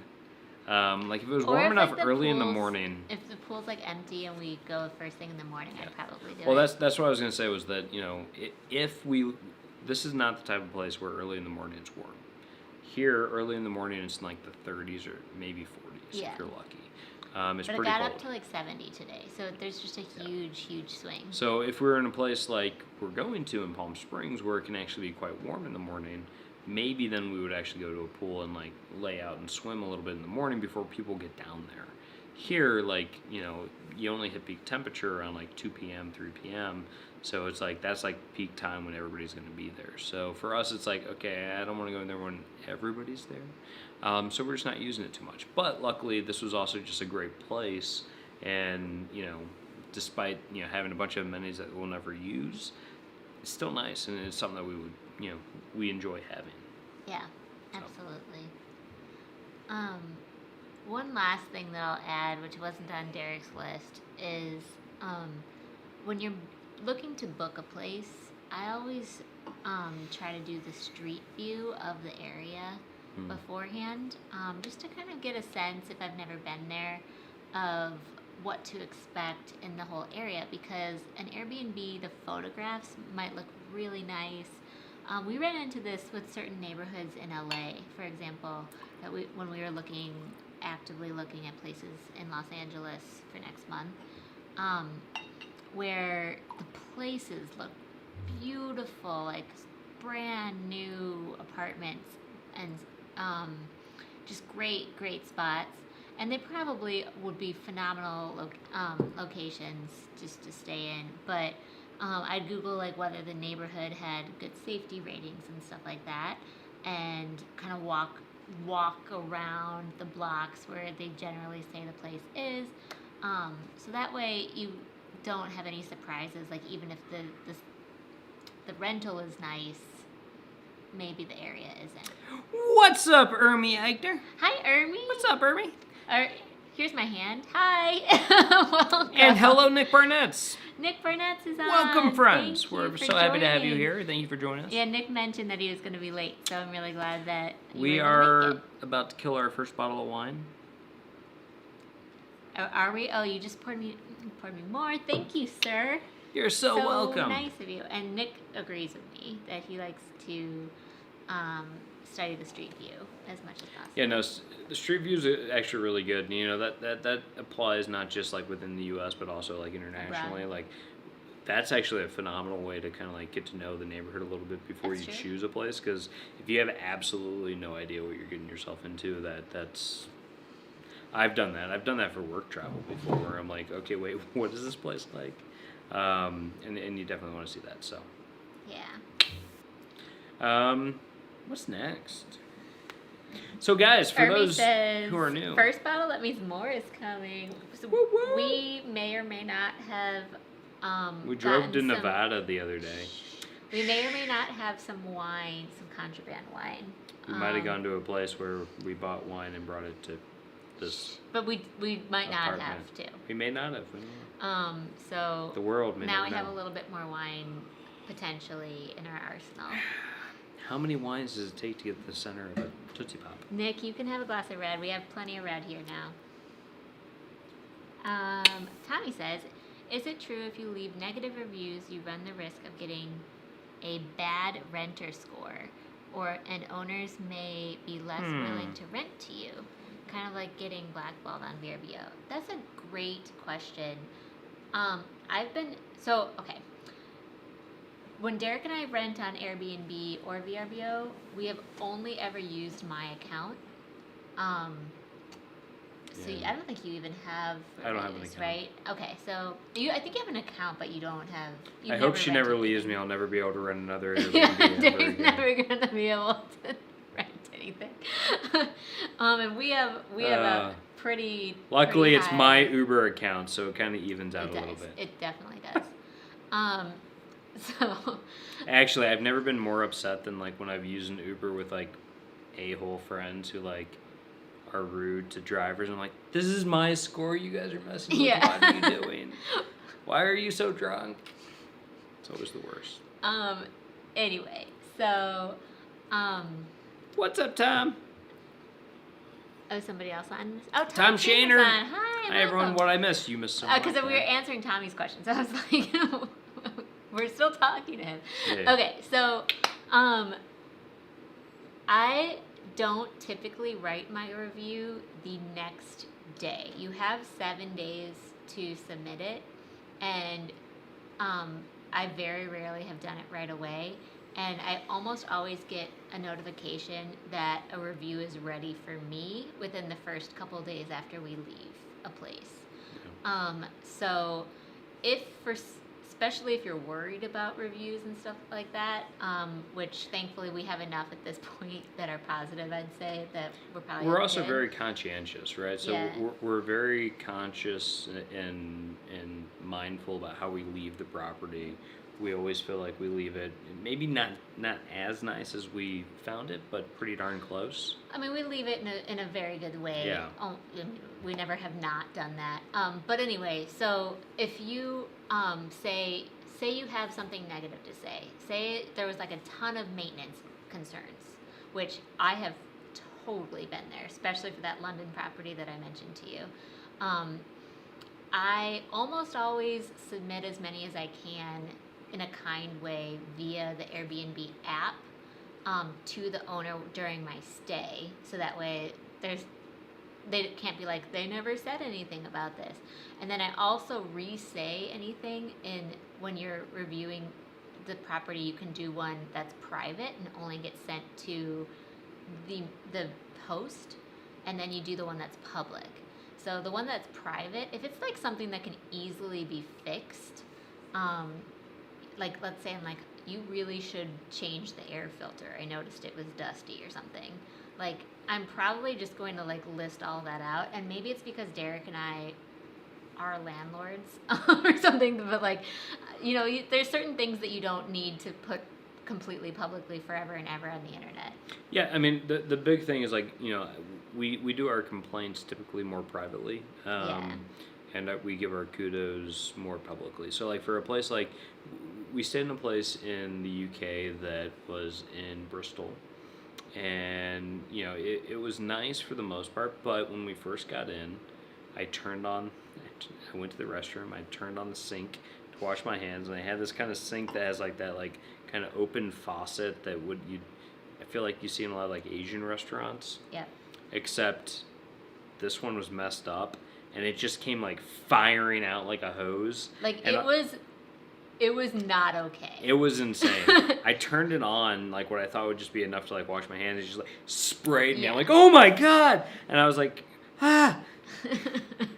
And I'm like, okay, so like, and I even tried. I'm like, maybe I turned it on too much. And I like turned it up just a little were bit. Like, this clearly just needs like some sort of screw is loose. Yeah, something's wrong. Like something that can easily be fixed. I So we barely turned it on, and it was still shot at me. Yeah, I was like, oh my god. We alerted them immediately, and they came and they fixed it like immediately.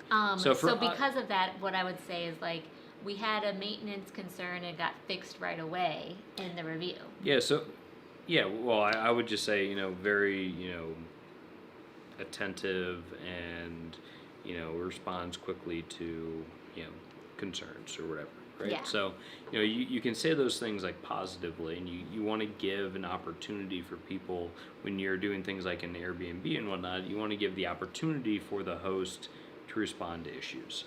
So what I would say is, when you're in a place like this, don't sit on something, let it like simmer and relent and like kind of eat away at you, especially if you're in a place for a long period of time, because you know, the moment you know something, like we had like a few things here where we're like, oh, hey, we noticed like some ants or something like that, and like next day or same day they sent in like somebody to put down like traps and stuff, like to like help out with that stuff. Yeah, so like everything's been fine. Or like, even if you notice like one time same Bristol place that Derek was mentioning, like they cleaned everything for the most part, but they hadn't cleaned the refrigerator, and it was like noticeable that they hadn't cleaned the refrigerator. So they came in the next day and cleaned it while we were out. And like, yeah, that sucked, especially during the pandemic. And it wasn't their favorite place to stay, but like they responded. They were responsive, and that's the important thing. But again, the price was right. The place was very affordable, good location, parking, and all that good stuff. Like, it was very nice for like our day trip to Bath and the Cotswolds. Yeah. And it was still nice. Yeah, so you just have to find that delicate balance of giving fellow travelers the information that they need, and providing like realistic My biggest feedback. thing is like, you know, feedback that I find most valuable about a place like this, especially if I'm going to stay here for a long time. If I'm here for a night or two, it doesn't matter as much. If I'm here for like a week, 2 weeks, I want to know about the bed. Yes. That is like the biggest That's the one thing that annoys me. And so to all of you guys, dear fellow travelers, if you're reviewing an Airbnb or a VRBO or a hotel, and if you're not mentioning like how comfortable the bed is in your review, like please do it. I want to know. I want to know what Yeah. you thought. We all want to know about beds because beds are super important. You know, if you get a terrible night's Yeah. sleep, it can like ruin the whole next day. Don't do your review as if it's like a guest book. That's like it's like really fun stay. Hope to come back again. Is like a completely not helpful review. No. Now, if you had absolutely like, hey, everything was perfect, it was great, yeah, fine, give something like that. But like, Yeah. I want to know like, hey, the beds are great. Like, if the beds were good, tell them like the beds are phenomenal. Most comfortable bed I've had, you know, in any stay I've had. Like that is super valuable from my perspective as like a consumer. Yeah.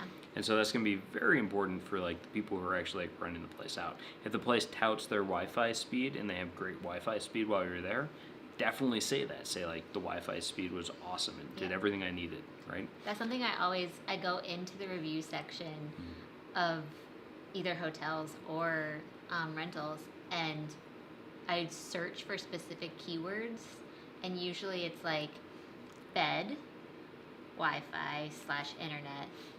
Clean. Yeah, because we want to know, is it clean, is it not clean? Yeah. And especially if they say like enhanced cleaning, all that kind of stuff, like what does that really mean? If people are like, this is like, we've been to places where like, this place is like, there's like clean and then there's COVID clean. And like, that's when you know like, this place is like going to be spotless when we check in, which is phenomenal. I search for the words noise or loud, Yeah. because a lot of people will complain about noise. Yeah. Versus like talk about a bed. And I will say this, you know, staying in this place, you know, I'm not used to staying in places that, you know, you might hear noise above you and whatnot. Yep. We're on a middle floor. Looking back, I really would have rather stayed on a top floor because I don't want to hear the people above us. You know, it's not that bad, you know, certain times of certain days. But, you know, sometimes you might hear things like if they have roller chairs and it's like rolling in the kitchen or something like that. You know, it's things like that you want to be aware of. Yep. So. Lori says, you mean you don't like the IKEA beds? It's like always an IKEA bed, I feel, especially in Europe. The one here is like a furniture set. I don't think it's IKEA, but it's... The bed here's fine. Yeah, the bed here's fine. We've stayed in way worse. Even just writing like, the bed is, like, even if it's like a nondescript, it wasn't like the most comfortable bed, but it wasn't uncomfortable, just say like, bed was fine. Can be really helpful. Because all I want to know is, bed didn't suck. Like but if the bed sucked, tell us. Like say, yeah, bed wasn't the best. Yeah. Something like that. That's all I need to know. We stayed at one place. We were in one place in the UK. One bed was good. Yes. It was a 3-bedroom place. That was the place in Isle of Skye. Isle of Skye, yeah. One bed was really great. One bed was great. I sat on every single bed to like find the bed that we would stay in because again, if you're in a multi-bed place, like we're in a 3-bed place, we're not going to sleep in all the beds. So I went down and I sat on all of them and I was like, oh, that's not bad. And then the next day I'm like, nope. Like I noped right out of there. And it was one of those things where I'm just like, Eliz, you need to feel the other beds, like, because they're bad. And I was like, haha, you're funny. And then I felt him and I was like, oh no, Derek's right. You felt like every spring, and I'm like, it's like they have like one decent bed, and all the rest were like at a garage sale or something. They were terrible. And then somebody else wrote something that I wanted to read out loud. Tommy also says shower. He also reviews showers, and they can make or break your stay. Absolutely. Yeah, if they have bad water pressure, that's a major no-no. I love when people like you have reviewed showers as well. Yeah. This one here has great water pressure. Yeah. We run into issues occasionally if we're both showering at the same time, like early in the morning when everybody else is probably showering too. Mm-hmm. We've run into a few like hot water issues. The pressure stays nice, but it can get cold. Yeah. But otherwise it's nice. Asks, I think this is the question you're asking, and it's, do we prefer VRBO or AirBNB? And it really depends on the city that we're going to, because for some reason, I don't know why, I have found that certain cities can lean towards VRBO versus Airbnb in terms of where things are listed. The place that, like southern Utah, where we're at right now, for some reason, leans very heavy into VRBO. The Airbnb selection here was much smaller. that being said, in more urban places, I've found that Airbnb is typically a stronger player. And I don't know if like maybe that's the difference between like VRBOs typically can be like bigger properties, longer stays, like a whole family is gonna be here, that sort of thing. That's just how I've experienced it. So yeah, it really I tend to search both, because you never know what you're gonna find on both. All right, I'm gonna get into the more fun comment before I get into the less fun comment. Nick Barnett says, my very first Airbnb stay had a problem that was not the host's fault, but which I also had to let them know privately to maybe mention to their neighbors about how loud they were in a really awkward way. That's hilarious, first of all, and that is definitely not the host's fault, but maybe it's a property issue of like thin walls. When we were in Portsmouth, we shared walls neighbors with people, and it wasn't that I'm assuming you're talking about. When we were in Amsterdam, though, it was that. Oh, what? Yeah. Well, that was a hotel. That was but a anyway, it wasn't what you're talking about. It was like And my guess, because we only heard like very rowdy children playing in like right next door on the weekends, is that like either the kids that lived there were allowed to have their friends over on weekends or something like that, or like it was a split household type of thing and the kids were only there then or whatever.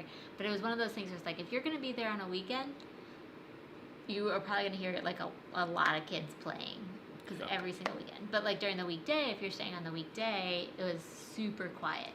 So that was another thing too, where maybe depending on what time of the week and stuff like that you're at a property, you might experience different noise levels. All right, so that was the fun one.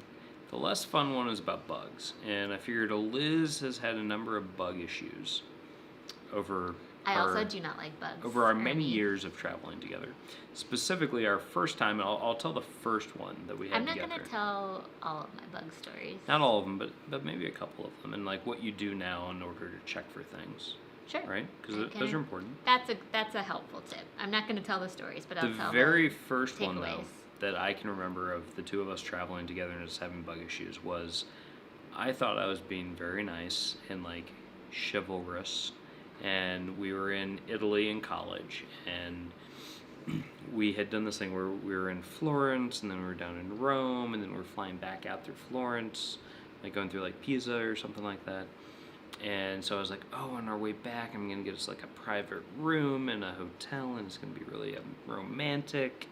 And by that time, we were like so dead on our feet because we'd just been like traveling and sightseeing like crazy. We get into the hotel, and it was kind of like one of these, like, I'm not going to say shady, but kind of shady hotels where, like, you check in with a lady who's, like, lock your doors or something like that. And so we get into the room, and Liz is, like, passing out. She's, like, dead tired on her feet. And so she goes to sleep. And I just remember being like, Eliz, wake up. No, seriously, get up. There's a bug crawling towards your head. And there were, like, bugs in the bed. Like, it was, like, not good. I actually, to this day, don't know if it was bed bugs or something else. I don't think it was, I think it was something else, but there's all, like, more and than one of them. And the reason why we think that is we saw, like, the vast majority of them were actually on the wall in this one spot. It was just bad. There's just a lot of bugs in this one place in Florence. And we were like... It was, like, in, like, a good location of town. I was like, this is going to be great. It's going to be phenomenal. We're going to have, like, a great time. And we saw that, and I'm like, holy shit. And so she starts kind of freaking out a little bit. I'm not happy. I'm like, As one would. It was like crawling towards her head. And she's like, ah! So I kind of like, have a stern talking to with the lady at the front desk. I'm like, listen, I want my money back. We're checking out. This is not okay. Like, there's bugs in the room. No. We've taken pictures. Like, we have documentation, all that kind of stuff. So I'm like, Liz was not okay with this, and I was like, all right, listen, I remembered where our hostel was that we had stayed at when we first came through Florence on the way down to Rome. I'm like, all right, I'm going to go there. I'm going to, like, see if they have any openings. Right, because we before, didn't like, have internet. Phones. We didn't, like, this we was, didn't like, have 2009. We couldn't call the hostel. Yeah, I couldn't, yeah. No, So I'm like, I take off running, and I'm like... And I have all of our stuff, and I'm just, like, standing in the street. I probably got, like, slightly turned around, but I finally found the hostel, and they had an opening. They had, like, 2 beds in, like, a big room, and I'm like, I'll take them. I don't care. I just need somewhere to sleep tonight. Yeah. And so we stayed there for the night, and that was, like, our first, like, bad bug experience. But then, like, Eliz had a few more. A few of them were bed bugs. Yeah. In places that, like, you would not expect, like higher end Sonoma places. and Paris. Yeah. No, Sonoma and Avignon. Avignon, yeah. Yeah, so, and like not hostels in those places. Like no, hotels. Actual hotels. Good hotels. Yeah. And I will say, the place in France, I think, was not good about it. They were kind of jerks. No, but the place in Sonoma but was the place in Sonoma, which was a Hilton property, and they were very understanding. They were like, oh my God, we're so sorry. They moved us to like a different wing of the entire property.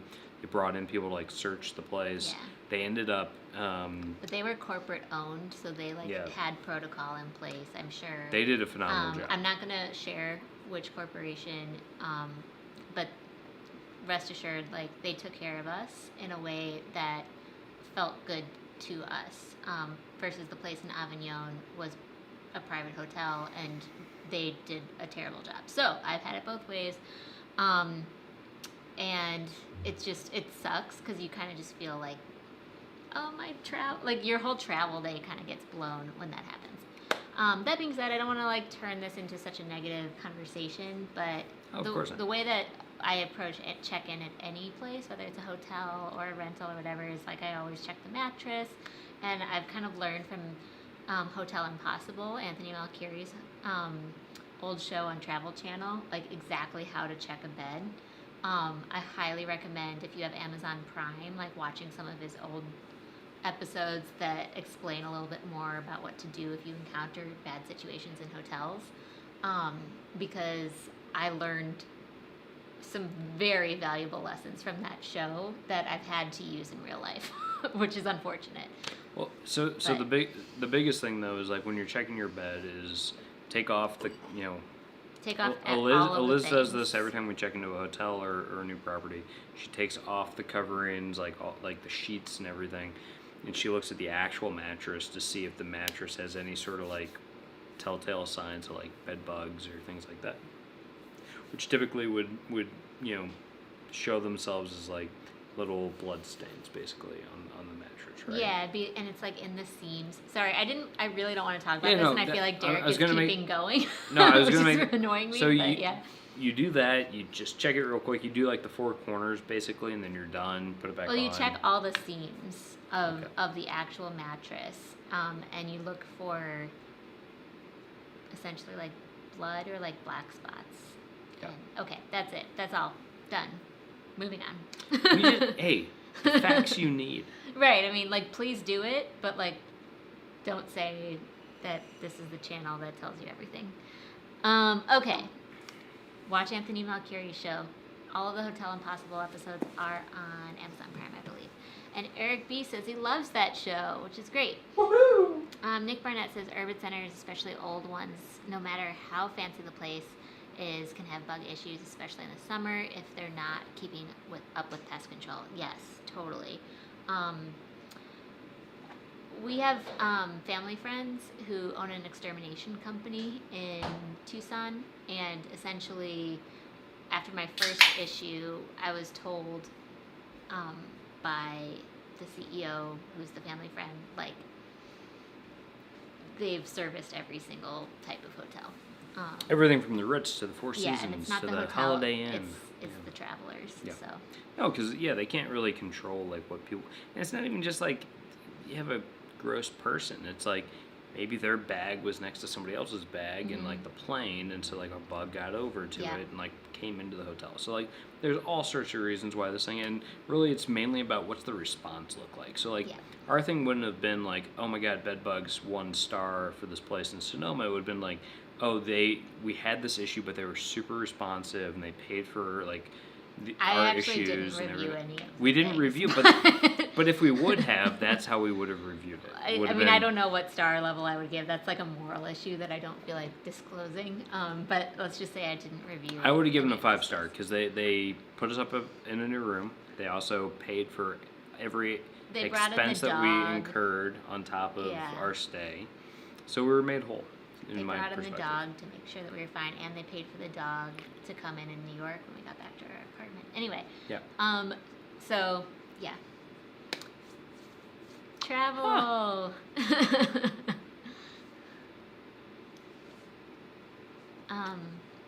Ermi says, Europeans do not like killing insects. In France, my friend would catch the spiders and take them outside. No. I don't know if my mom's still on, but she has a phrase about that.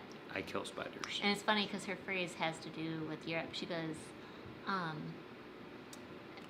she said, you can't let them. This is going to sound really bad. But yeah, like Maybe about don't say it. spiders. Sorry if you guys catch and release spiders, but my mom does not, and she might be here to defend herself if I say something wrong. But it's you can't let them back on the farm after they've seen Gay Paris. Essentially, it's like you can't let them back outside after they've been inside where it's wonderful. Yeah. No, we kill bugs personally. Well, especially like bugs that are really important to kill. Klaus is still on, and he says that in Thailand I once had a toad in the bath. I didn't mind it though. I'm not afraid of toads. Yeah, sure. Yeah. That's crazy. Toads can be quite big. So, certain places toads are completely fine, but I feel like morally, I have to share that if the Sonoran Desert toad. That I know we were joking about the name of the Sonoran Desert earlier on this live stream. That one's poisonous, so if you see one, like stay very far away. Call in professional. Yeah, like it's not especially. Yeah, I guess if it's in your house, like leave your house or something. Make sure your pets are not there. But Lori Sims says I had geckos in my room in Mexico, but was okay with it because they ate the bugs, which is true. okay. And Eric B says I'm not touching a spider, so I'm definitely killing them. Yeah, I mean, when Derek was saying earlier about like ants, like you have to kill the ants if you see them in a hotel or an Airbnb. Like, I'm sorry. Nick Barnett did not know that they had toads in the desert. I thought they only lived in wet places like swamps. Yeah, no, there's actually toads that will go into hibernation over the dry season, and what wakes them up is the water hitting their skin again during the wet season. Then they wake up and they eat and everything, and then they hibernate again, kind of like under the ground. It's like very fascinating. It is. And they come out only in like the rainy season, which is like July and August in the Sonoran Desert. That's like called monsoon season. So they dig themselves under the ground where they hibernate, and then as the rains come down, the water seeps in, gets into their skins, and rehydrates them, and they're like, and I'm awake again. Yeah. And then they go about their stuff, and it's like, that's insane. But they're like kind of a hallucinogenic, poisonous to humans, and they're extremely poisonous. I think to the animals. locals used to use them for hallucinogens for Locals their mean, version like, of an acid trip. Native I guess. Americans, yeah. Vision quests and stuff. I don't know about Vision Quest, but yeah. So definitely there are toads in the desert. There's also desert tortoise. Which here. are not hallucinogenic. They just like to walk. To my knowledge, they're not poisonous at all. And it's actually desert tortoise season here in southern Utah right now. It's just started. And every time we've gone for any of the hikes around town, which we went to the Anasazi Trail on Sunday. Eliz is funny. She's very cute. She's like, tortoises, where are you? I'm like, hi tortoises, where I'm are here. you? You guys can come out now. Still haven't seen She one. wants to see a tortoise so badly. I do. I It's really very do. adorable. But they have pictures at the beginning of each trailhead right now of here's what the tortoise looks like. Please take a picture and send it to this in email or whatever, because we're trying to learn more about them and track their migrations and stuff like that. So why not do that? Why not help scientists learn more about So Nick them? Barnett says he's not looking to go on that kind of a trip Yeah. with the toads. And Ermi says, I know this was a difficult subject for Eliz, but I appreciate chatting about bugs to give us a heads up for what to look for. Okay, It's well, important. thank you for that feedback. It's important. It's more of like I just don't want to be known as like the bug channel where we talk about You're not the bug bug channel. things. But But if it we is want to be the bug extremely- channel, we might come out with new swag that Like, has bugs. I think that no, we will not. Absolutely not. Bug juice. Gross. No. So I don't like bugs at I all. love To be you. clear. But they love me, and so She's very sweet. like they will find me. I have the absolute worst luck about it. I don't need insect repellent because I just have her, and they just go to her instead. Anyway, and that's 100% true, by the way. That like if one of us gets bitten, it's me. It's all we have. Like there's never been a time that Derek has gotten bitten by something and I have not. Truth. Yeah. So anyway.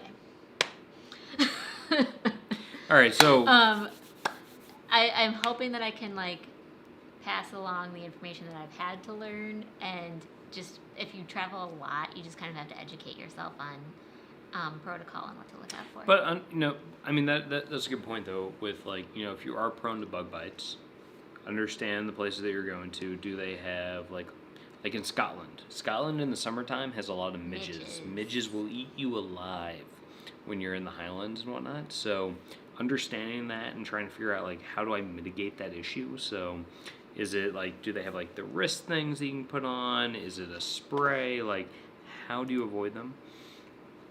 Luckily, the last time we were in Scotland, it was like kind of winter time or whatever, so the midges were not out in force, so we had no issues. But like we've been in Scotland when midges are out quite a bit. We were in Killing Castle, and I just remember taking a bunch of photos, and when I'm editing them, it's just like an explosion of midges. You just see like these like sparks of light all over the place that are like just like dust fell on it looks the like dust, castle. but it's like those are all bugs. It's Yeah. like thousands of them, and it's crazy. And they will bite you to heck. So you want to be careful about those things. You want to understand it and understand how to like That's mitigate the a risks. good point about doing your research when you visit a new destination is what are the pests, what are the seasonality of Yeah. the local pests. In the desert, there might be a lot more to think about. In Australia, there might be a lot more to think about than you're used to. Yeah. And then kind of like, I wouldn't say, if there's a place that has a ton of different pests to look into, like what to do for each scenario, but like knowing kind of those like, what to do if you see a rattlesnake when you're like going to the desert, or what to do if you see... The answer: avoid the rattlesnake. Yeah, like don't touch it. Step one, run. Go around. But yeah, I mean, like if you're visiting Tucson, say, Tucson's a great example within the U.S. because there's unfortunately a lot of things to think about. So if you're visiting, Scorpions, tarantulas, rattlesnakes, yeah, Other- kissing bugs, kissing bugs, Gila monsters, like jaguars. Gila monsters are a real thing. I didn't just make it up. There's not jaguars, but there's mountain lions. Mountain and lions. bobcats, That's what yeah. I meant. Mountain lions. Anyway, so there's just a lot of things, and like our Airbnb when we checked in had If you like, have little dogs, there's birds. yeah, hawks and owls. But anyway, so when we checked into our Airbnb, they had like a sheet with pictures of all of the local wildlife that's dangerous. And then they had a separate sheet of like each snake and whether or not the snake is dangerous or not. And that was incredibly helpful, even as somebody who I've visited Tucson like 30 times, and I'm like, can I take this home? This is great. So real quick, Eric B says, haha, bug thermodog shirts. Oh yeah, Nice. you have follow-up on the thermos dogs, because somebody had mentioned that thermos dogs didn't work out for them. Yeah, and no, you did research on this. Was it Tommy?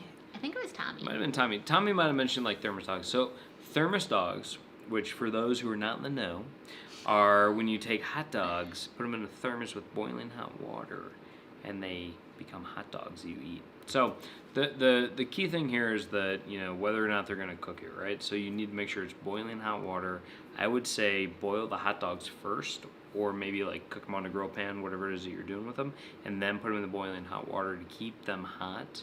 I definitely saw things where it was just put a hot dog in first put the hot dogs into the thermos and then add boiling hot water on top of them until it fills up the thermos, and then screw on the lid or whatever. My thing is like maybe boil the hot dogs beforehand, then stick them in, and then put on new boiling hot water to kind of keep them nice and hot for the duration. So that's that. But what I wanted to say was that Ermi said, "You will never be known as the Bug Channel. You two are more interesting than just bugs." Oh, Ermi. Thank you. After my own heart. Thank you. But Nick Barnett says, "Mosquitoes love me. It seems I don't more know, than Nick. I most think I can people. compete with you. So I have lots of repellent. I go somewhere that has them. So when there's mosquitoes, lots of repellent, Yeah. which she does as well." I recently purchased for this trip more of like the natural mosquito repellent because it's not quite mosquito season yet. Like if it was like July and we were in Minnesota or something, I would totally like give me that good DEET. But this right now, I'm trying to like find things that aren't going to, be potentially carcinogenic. And so I got one that's like a lemon essential oil mix with like eucalyptus and lemon and stuff. And it doesn't smell half bad, but it definitely is strong. And so I was sitting Super strong. outside with 6 feet away from my family in Tucson. And I had sprayed it, and they came and they're like, "What is that smell?" I'm like, "Oh God." We were all very far away from each other. Yeah, they were so far away from me. I'm like, "Wow, this stuff better work if they can smell it from that far away." Huh. All right, so a couple of things. First of all, what's up, Mark Walters? How you doing? Hi, Walters World. And Welcome. tell Jocelyn we say hello. We hope you guys are doing well. But he does have something to add to the conversation, which is that Jocelyn says her aunt says to take vitamin B, and it helps make you less tasty to Oh, mosquitoes. that's great. I did never not heard know that that. before, but that is a great tip. I actually Vitamin almost B? always carry vitamin B with me on trips as long as I can fit it, because it's also good to take if Just you have generally? had too much to drink. B12. I don't know what you're talking about. B12 is good if you're feeling a little bit overwhelmed by your beverage consumption. I've never felt that way. But apparently, I should just take it anyway to make the bugs go away. Yeah. So, that's awesome. So the other thing, though, is chiggers. Yes, so Ermi is saying we have chiggers in the south. Hee hee. They are terrible when trying to sit outside. So, yeah, chiggers are bad. They kind of like burrow under the skin. Yeah, my parents got chiggers My when we did a understanding- family reunion in Oklahoma, and they had to wear calamine lotion for like a week. Well, my understanding is that like one of the things that really helps with that is to use nail polish remover on top of them. Really? And it helps to like suffocate them under the skin. Nail polish remover or rubbing alcohol? Nail polish remover. Really? Yeah. That's what all my cousins from the south said. Was you just like put nail polish remover over it and it'll help get rid of them. Wow. But yeah, so that's interesting. And Nick Barnett says citronella for the mosquitoes. Yep. And we even had citronella candles at our house in Chicago. Oh yeah, we had tons of them because you get bugs everywhere, right? Yeah. So you just want to like get rid of them. And Ruth, your mama, says, "Hey, I'm enjoying your bug stories. Yeah, she kind of likes bugs. One of my favorite college courses was entomology, and bugs are fascinating. But they're gross when they're somewhere you don't want them to be." I'm sorry, Mom, but I completely don't like talking about bugs, and I know that you don't mind it. Hush now. I know. It's just Troy S says, Avon Skin So Soft Yep. is the best bug repellent. It worked great in southeast Georgia, northwest Florida, the jungles of Panama, and in the Mojave Desert. Yeah, somebody. I think. Troy, Lori, you've been so many places with lots of bugs. Yeah. Wait. Somebody else said Avon something. Yeah. Both Lori and Troy are recommending that I buy this Avon product. So clearly, I need to do that. It's dust. All right, so for some reason, Mark Walters says Jersey Shore vibe. Troy says the is Avon it product this? worked better than the U.S. Mark- Army insect repellent. Mark, is my medallion? Is that the Jersey Shore vibe? Come on, bud. Wait, where's the Jersey Shore vibe? Jersey Shore. Oh. Maybe it's the bugs. Maybe it's not the bugs, but It's about you? I assume it's this. Oh, man. Derek always has that necklace on. He never takes it off, so I'm not really sure. So, according to Eric B., Louisiana is the home of bugs. I don't know, I hear that southern Texas has some, like, real, like, flying bugs. Like, Yes. major, just, like, massive flying bugs. Yeah, so Texas. I guess apologies in advance for all of you wonderful, wonderful people who are going to watch our next travel vlog that we're releasing tomorrow from our third day of our trip. We had a really hard time filming, and so this travel vlog is our third and final day. We were lazy with filming. Let's be clear with this. Wait, hang on. Okay. We didn't fly. We drove from Abilene to Tucson, and it was like an over 11-hour drive without stops. It ended up probably being more like 13 hours with our stops. But as soon as we left Abilene, the amount of bugs that hit our windshield was really high, unfortunately, and so we kept trying to like film through the windshield like we did in the past two vlogs that you guys hopefully have watched this week. But it was just a lot harder because of there was just a lot of grime compared to usual. So I don't know if that's a Texas thing. I don't know if that's normal in Texas in February or whatever. But we encountered some difficulties there. Yep.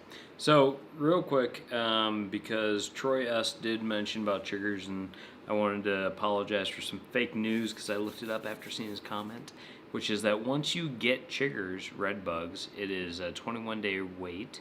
There's nothing you can do except for use antihistamine topical to reduce the itching. And the problem there is that nail polish is something that it's like an old wives' tale. Yeah. And I just looked it up and I just found out. Sorry, did not mean to spread false news or anything like that. So don't use nail polish. I'm blaming my cousins from North Carolina. It's all their fault. But that's what they told me. And I guess it's a home remedy that doesn't really work that much. So use your antihistamines and hopefully that'll help with that issue. Awful though. So Mark is saying it's the medallion. That was the vibe. I didn't realize you guys hadn't noticed that Derek wears Derek's literally always wearing that. I don't wear it outside of my shirt very That's true. often. You don't. I wear it No, inside of the course shirt a not. lot. Yeah. But I thought it looked really nice on the black. Yeah. It's shines. Derek got that. Why don't you tell the backstory to that? It's actually quite nice. I got this freshman year of high school.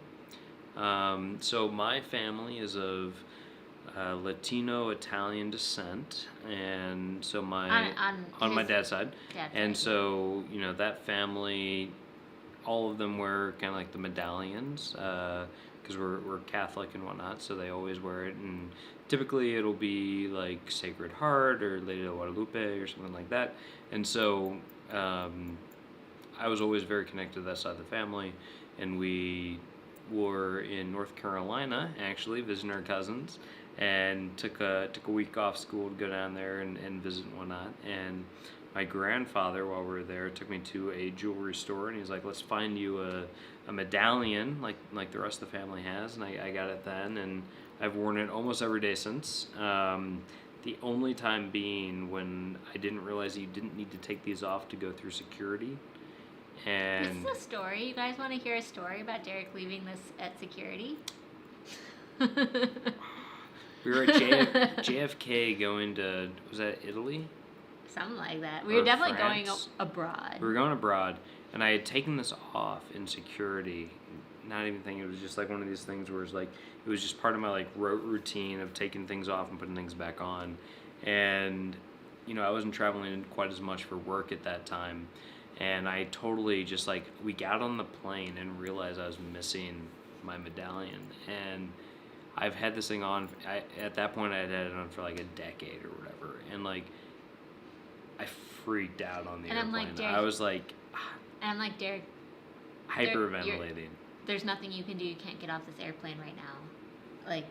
But somehow, so we get back. So I'm able to segregate it from my thoughts and disaggregate that part of my like being that was freaking out and enjoy our vacation and still have a great time. And it was a phenomenal. I think it was Italy. I think we had a great time. I know we had a great time, but I think it was in Italy. And when we got back to the U.S., I stopped by security. I said, "Here's my issue." They told me, "Here's where you need to go to, and send an email to this and describe the item and the date." And they actually got back to me within a couple of weeks and "We have your item, come get it." And I was like, I was so just blown away that this actually didn't just get pocketed by somebody. Right. Through security and stuff, and it redeemed my view of humanity. Which is funny because I've lost things, and I've never gotten them back. I lost jewelry at LaGuardia. I lost. Well, you got robbed at LaGuardia. Yeah, that's true. Somebody broke into your bag and took your stuff. Yes. But I contacted the police, at the LaGuardia police, and they basically laughed at me. But mine was left at security and it got turned in, which was good, which was nice because this is something that's very near and dear to my heart, and I was kind of freaking out. I also lost a tennis racket on the Long Island Railroad, and that never showed up either. Microsoft Surface. Oh yeah, that one's my fault because I actually didn't notice right away. But yeah, I left a Microsoft Surface tablet in a rental car. I'm actually not a forgetful person, and all of these stories make me sound this way. These are the only 3 things I've really ever really forgotten. But I never get anything back, and Derek has the best luck. Derek's left Kindles on airplanes and gotten them back. No, but I always go back. I always realize almost immediately that I'm missing something. I'm like, fuck. Oh no, and I run back. So that time when I left the Kindle, I sprinted back and I'm like, listen, I think there's a Kindle on that plane that I left in the pocket. And then they're like, what's your seat? And then they went and they got it and they brought it back to me. I'm like, oh, thank God. Yeah. Or with this, I realized as soon as we boarded the plane, but then at that point, we were so close to taking off and it was to go to Europe. Then I'm like, the ticket to Europe's more expensive than this necklace. I could replace it. I can't replace the seat. That would be more expensive. Mm-hmm. So I'm like, okay, I just need to chill out, relax, let it go. And it worked out for sentimental value, but hopefully I'll get it back. Yep. And it worked out. The one time that it worked out on your behalf was your gimbal. That did happen, but only because so when we were in the UK last fall, I left my gimbal at a tapas restaurant in Exeter, and which is a device that you use with cameras and phones to make them more stable. And they're not cheap, but they're not outrageously expensive. They're a couple $100. Yeah, they're $100 or $200. So I left it at the restaurant, and I didn't notice for 5 days or something like that. Days. That it was missing because I just assumed it was in my bag. Because we don't use it on a daily basis. Yeah. It's not a device that we use on a daily basis, but we had it out for that day. Yeah. And it was one of those things where we were at a table and we set everything down to the side and we picked things back up. We didn't realize that it was the gimbal was left down there. The one thing down there, yeah. So I could not remember where it had been left though. And I kept retracing where we had been and calling each place and asking if they'd seen it or whatever. And so I was getting really freaked out and really frustrated. And I was like, all right, Derek, I'm going to make you start calling because you have way better luck than me. Yeah, so I ended up calling up this place. He calls up the next place in the back order line, right? I'd like to think I thought of it, but fine. No, but we were working our way backwards of where we had been, right? And the next place, Derek calls the next place, and it's the restaurant, the tapas restaurant in Exeter. Talk to my buddy. He's like, hi, I think I left something there, and they're like, oh yeah, it's right. And I'm like, you've got to be kidding me, Derek. No, it's the first place Derek calls. But I will say, it was very funny because the guy who runs the restaurant is Spanish and he's from Barcelona, and he has a very thick accent and he also uses very interesting words to describe things. And he's like, can you describe it? And I'm like, it's like a stick thing, that has hinges. He's like a staff? I'm like, sure, yeah, because most people don't know what a gimbal is. Yeah. I'm like trying to figure out how to describe gimbal in Spanish. I have no idea how to say this in Spanish, so I'm trying to use the simplest English words I can think of. And it finally it registers, it works. Oh yeah, we got it. It's like, when are you gonna come? And so we go and we get it, but there's a whole nother story about us going to get it, but yeah, it all worked out. It all worked out because Derek was with me and he gave me the good luck. And as Mark says, dang tapas, I'm sure it had nothing to do with the sangria. Wait, 5 days? That was a lot of sangria. Yes, it was a lot of sangria. Yeah. Derek wins again, yes. Mark says, dude, she wants to punch you for that. No, she does. She loves me. She loves my luck. Troy says, y'all were making me smile talking about insects, bugs, spiders, etc. I served 8 years as an infantryman in the U.S. Army. Thank you for your service. Yes, thank you, Troy. A lot of time in the field. 4 weeks field training was nothing. Yeah, you probably, bugs are just a thing that you know. And Mark, more sangria on getting back. Yeah, we actually, when we ate at the restaurant and we, got it back when we were having dinner at the restaurant, we're like, hey, we're those people that, we left a thing here. Can you bring it back to us, please? Yeah. That was an experience. That was fun. But we ate well. The second time we went back to the place, it was, there was, somebody there who heard our American accents. And Mark Smith, welcome. Hi, Mark Smith. Welcome. Now we got a lot of marks on. That's fun. But somebody heard our American accents, and American accents are kind of few and far between in Exeter in October 2020. Oh, we got heckled basically. And yeah, they were this one woman from across the restaurant was wanting to talk to us about news events in America in late October of 2020. It was all election based. And she was so loud, the entire restaurant heard.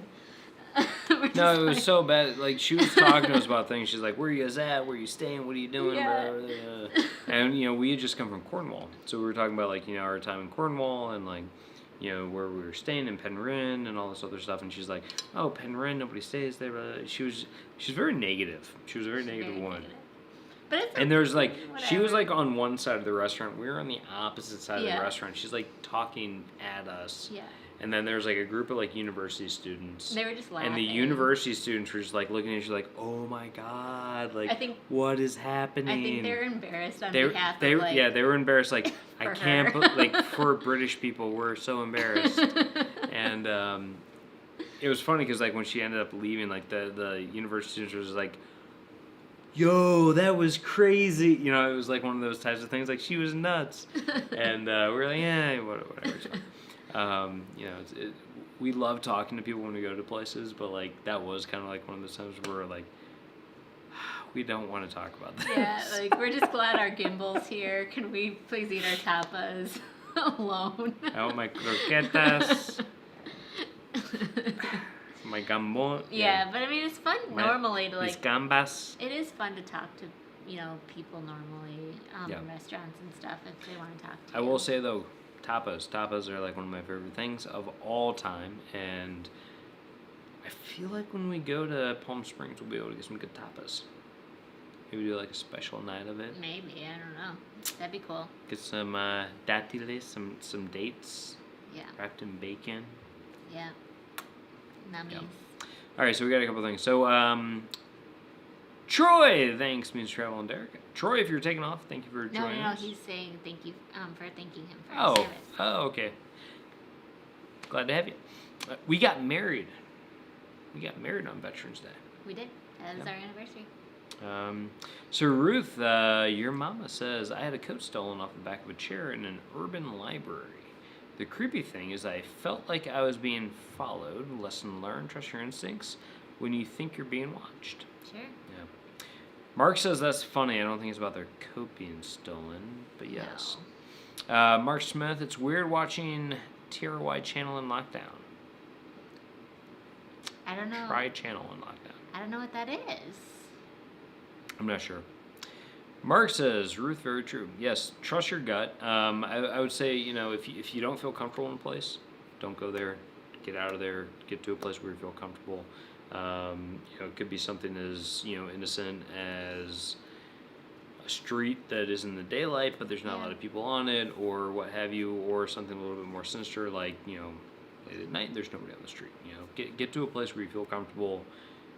Even if it means like spending a little bit of extra money to get into a cab to take you to your location, you always want to be comfortable with where you are, what you're doing. We always talk about this, whether it's even on like things like hikes. If you don't feel comfortable in a location for a hike because of loose footing, or maybe there's like a steep edge or something like that, get out of that situation. You don't want to do things that are going to put you at needless risk if it's not something that you're comfortable with. We always say to people, do up to the level that you're comfortable with. Otherwise, like, back off and like kind of like reevaluate. Yeah. Spanish dim sum. I don't know if that's like the tapas thing.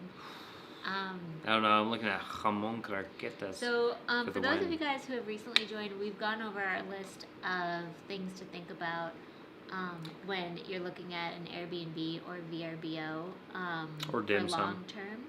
Yeah, we've talked about actually several topics tonight. There's also been just for anybody who's just joined. First of all, press the like button on this video if you haven't already, because it's a really great way to support the channel in a free way. I just want to add, so this week it's a special week on this channel because Special week, tell me more. I know. I'm putting out 3 travel vlogs total, and so there's 2 that have already gone. 3 in 1 week. I know.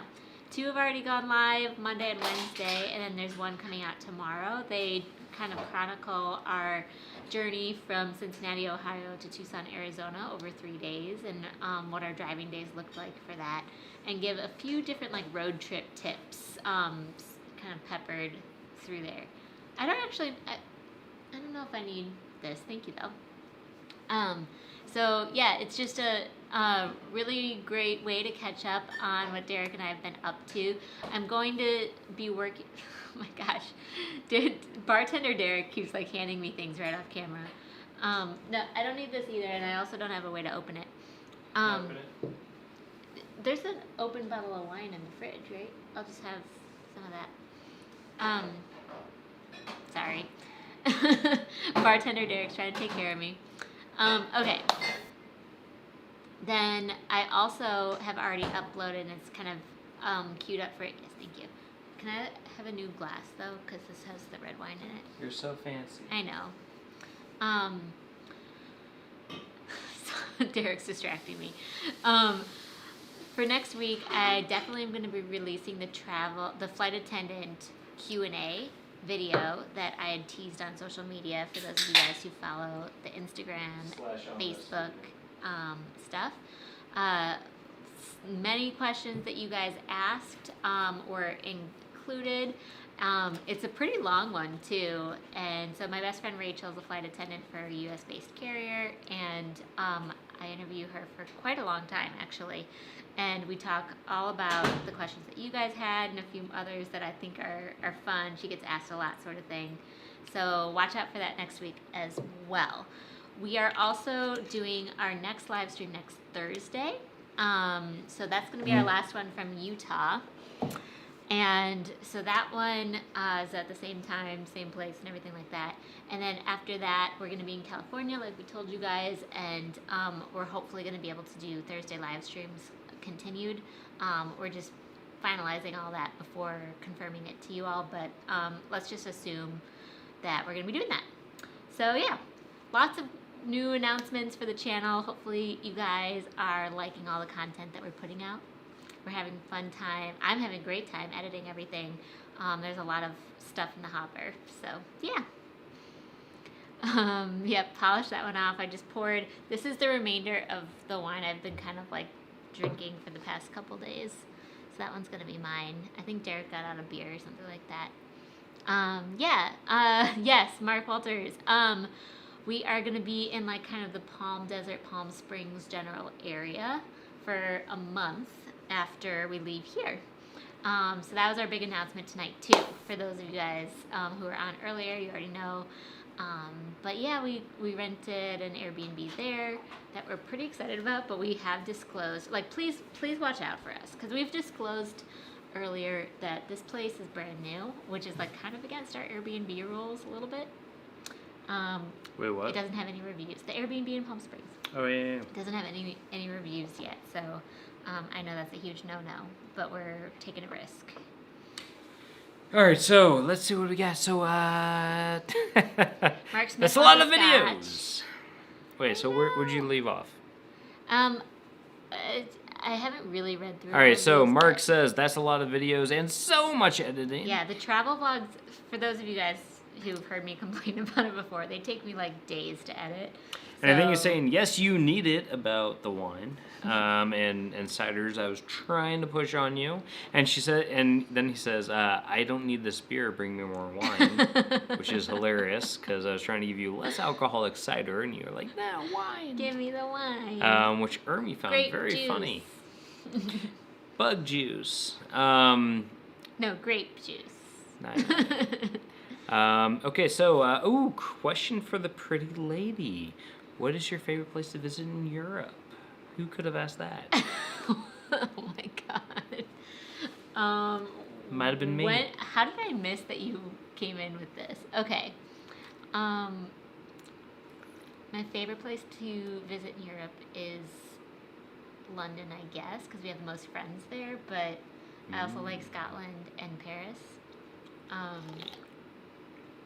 Cool. Yeah. Yeah. Good answer. And Mark Walters saying, California, cool! Yep. Did you mention California? Yes. I was just explaining that we are going to... Palm Springs! For those who are new, such as Mark Walters, that we're going to go to Palm Springs. So, if you and Jocelyn end up in Cali, let us know. We're going to be over there for like a month. Yeah, we're going to be there for a while. It's gonna be a blast. Or if you guys end up back in Vegas, like, it's a short shot. What else we got? So, Mark is also saying, have fun, thank you very much. Nick Barnett says, loving the new videos, looking forward to more. I am too, I'm looking forward to more as well. Yay! Mark Finley says, we leave a week from tomorrow Woohoo! for Hawaii. Cowabunga! For some reason, I thought you guys were already there, because I saw that you posted some Hawaii stuff, and so I got a little confused, so it sounds like you're still gearing up to go. So my best friend, who's, I just interviewed, et cetera, I just talked about. She's clearly been to Hawaii. Yeah, she has been to Hawaii like 4 times, but she had to fly like, I think, within a 2 lot months of it'll be times. 6 times, yeah. Yeah, within 2 months it'll be 6 times, sort of thing, for work. And she says that the flights out to Hawaii right now, she's really liking working those because, everyone's kind of like, they need to have their tests done and stuff like that, and it feels just like a little bit more safe. excited yet safe, and she's really enjoyed it. And this little water guy is from Hawaii. She gave it to me for my birthday. Looks like a pineapple. So you're gonna have a blast. Well, the other thing that she talks about in her interview, which is coming up next week. Coming up. We don't know what day yet. I don't think. Do you have it set yet? I don't have it set for a date. Sometime next week. It got uploaded to YouTube like at the beginning as this live stream started. Yeah, that might have been the cause. So I haven't set a date yet. But what was interesting, I was there for the recording of this. I was actually the peanut gallery. I might have interjected 1 or 2 things throughout the taping. Derek like breaks the third wall. Third wall occasionally. Yeah. Like, what about that? And what she was saying was that was really cool about these things when you do these longer flights, you get like 24 hours, 27 hours. That's for in Europe location. flights, not for.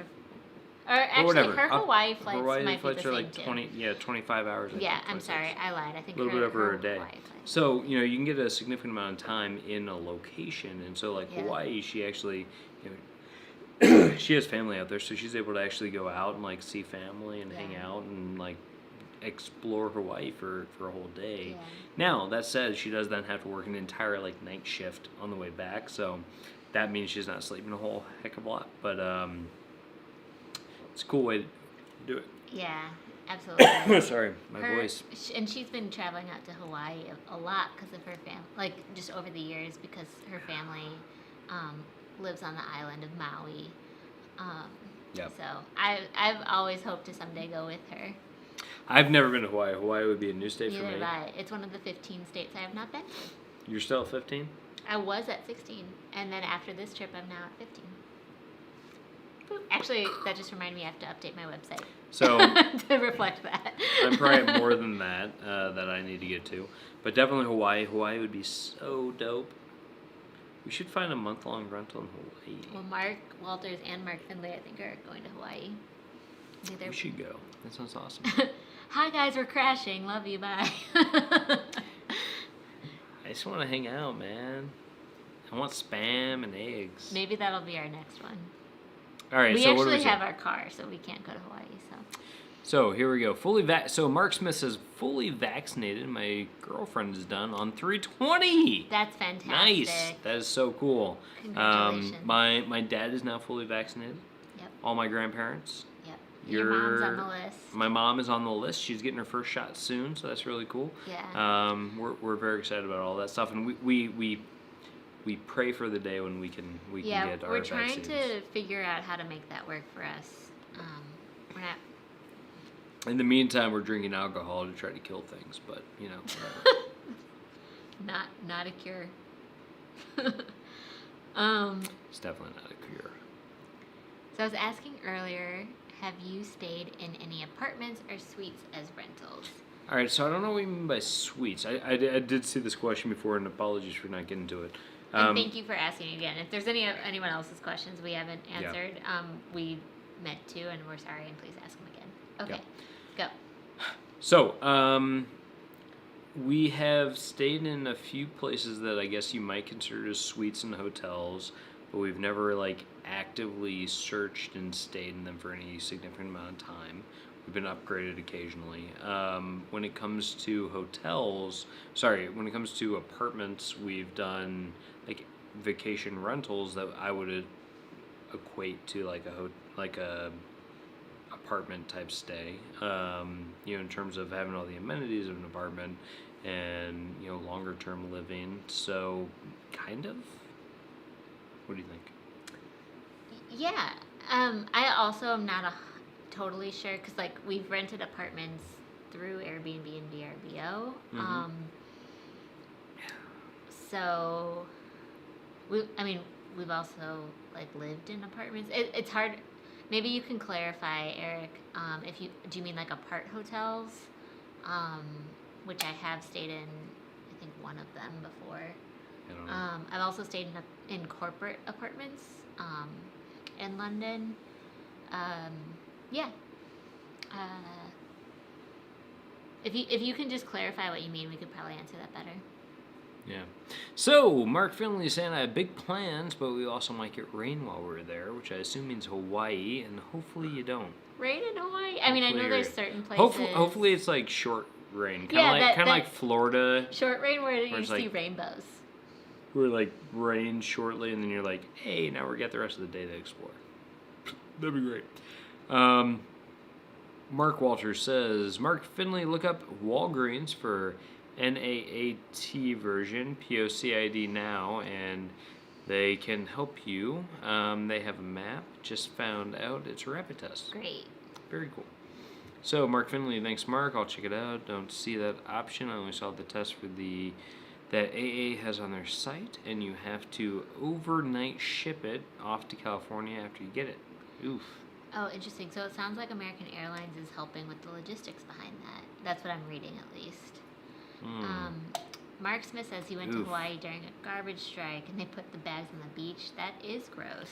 Yeah. But also, too, Derek and I lived in Sounds New York. like New York, Yeah, Derek and I lived in New York City for like 8 years, and it's garbage near us. No, so normal everyday living.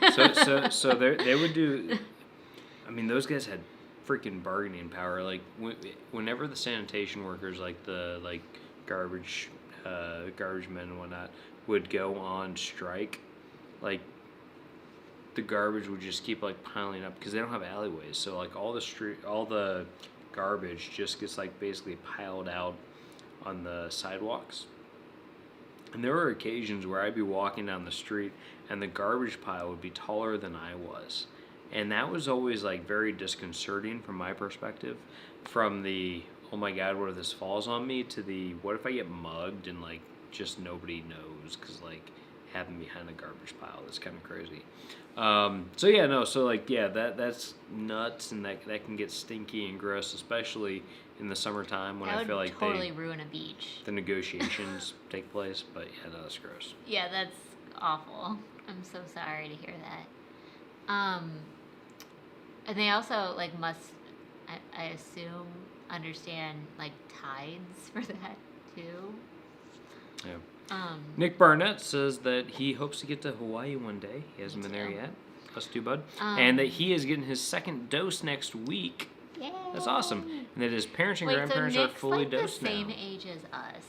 How do we get in this? I don't know. We need to in the good group. Maybe volunteers. Yeah.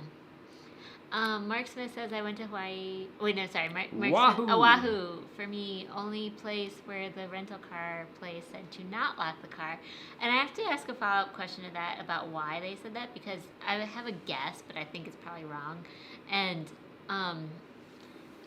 one time I went to California with my family, and this was like, I was young. I think I was like in college, like freshman or something. And my uncle accidentally put the rental car keys in the cargo pocket on his swim trunks, and like then went into the ocean, and then came back, and the battery or whatever had kind of like flooded or something. Like the car just like wouldn't work with like the rental car thingy, like the beep beep. The beep beep. The beep beep. What is it called? The like electric key, if you will. Yeah. So anyway, did you guys like her new haircut? It's very nice. Literally almost the same haircut. Like, please, you're if you didn't notice, like that's fine. little, It's I got 1 inch taken off of my hair. This is not a drastic move. See, on me though, like an inch is kind of drastic. Yeah, I mean, you'll notice an inch on Derek. Oh God, stop! No, like that's on the internet. No. That lives on the internet. I actually do have an appointment. Is that what they call it? An appointment? A reservation appointment with a hairstylist, with a barber, which I'm looking forward to, because I found a place that does one person at a time in the whole place. It's called like men's hairstyling or something like that here, and I'm super excited about that. It's gonna be on like next week, like Wednesday. So like by the next time we do one of these live streams, I'm gonna have a nice little like haircut and be like various. You're gonna look good. But yeah, so now I need to hear from Mark Smith what the legit reason is about not locking your car. I don't know, but Eric B says, I mean, like a VRBO or Airbnb rental that were in an apartment complex. Okay, so that's a little bit closer to like this type of place that we're in right now, which is a condo complex. It's not really an apartment complex. We have stayed at a place in the UK that was much more like an apartment complex. The place in Bristol actually was kind of like that, but I think they were technically condos. But from an American perspective, it felt a lot like an apartment, in terms of like really big, like just like block buildings and stuff like that. But we've stayed in those types of places. We've never had issues. Now, what I will say from an American perspective is be very careful about local rules and regulations around like New York and stuff like that, because there are some places in New York where they might have rules against renting out, subletting places, which then would make it technically an illegal rental, which means that if for whatever reason something happens, you might not be protected. Right. So and you might have to like jump through a bunch of hoops. If you ever feel like the rental company or like the host is doing something shady or saying something shady, and it sounds like they're like, let's say for example, like, oh, you can only go in through this entrance, you can't go in like past the security guard or something, like that's a huge red flag. Red flag in New York is don't talk to the security guard. Yeah. Oh yes. Yeah. Like don't talk to the front desk. Like that's not good. If somebody says don't talk to the front desk, then that's a problem. Yeah, and I would personally not stay at those because you're not going to have as much protection typically. Yep. And, you know, it might be a lot of hassle to get reimbursed by like an Airbnb or whatever if something goes wrong because of that. Yeah, but I mean, we're at an apartment complex right now, and it's perfectly fine. It's not like a high rise, and I feel like you're probably talking more about high rises. Ermi says, OMG, I noticed Eliz's haircut immediately. Ermi, thank you. So great. And you look wonderful. Thank you. There you go. Yep, full head of hair, takes forever to dry. You want to do a little? No, I don't. Oh, come on, I would do it. Oh, there. Oh, look at that. That's so nice. Yes, it's an inch shorter. Yes. Everybody love it. Yes. No, I'm excited to get a haircut because again, I have not had a haircut since York, which is the last time you had a haircut as well. So we left England on December 7th. So our haircuts were on like December 5th. That was the last time we got a haircut. Yeah. Now, I mean, and again, for me, it's not as big of an issue because, again, you know, men's hair typically is shorter, dries very quickly. Women's hair takes a lot longer, so making sure that you get it taken care of more regularly and whatnot is very important. I'm just excited to get a haircut. That'll be nice. Yeah. It's getting a little long in the sides. But for it being 3 months, yours is doing okay. Yeah, I think I kept it relatively neat. Ermi says she has not had a haircut since 2018. Whoa. Okay, wait, that like way beats. So Derek's mom hasn't had a haircut since November 2019 and like says how crazy that is and stuff. But 2018 is like... Ermi, your hair must be long. Yeah, like... Holy cow. Is your hair down to your waist right now? That's incredible. Yeah, no, that's a lot. Eric just laughed. His hair also takes forever to dry, he says. That's funny. Because if you watch Eric's videos, it's probably not true. But I love that. So, Ruth says, today Al and I had to fill out new questionnaires in order to re-qualify ourselves for vaccines in DuPage County, Illinois, USA. We are over 65. Yeah. So long as teachers can get their vaccines, I'm okay.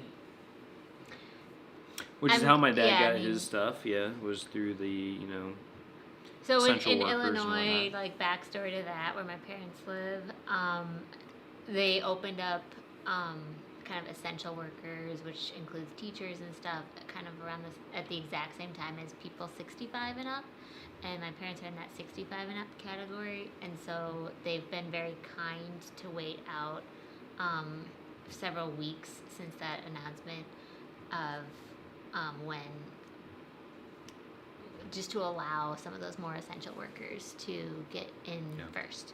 So Nick says he hasn't been to get a haircut since October. He's probably going to go this weekend because it's starting to look ridiculous and he can no longer hide it under a winter cap.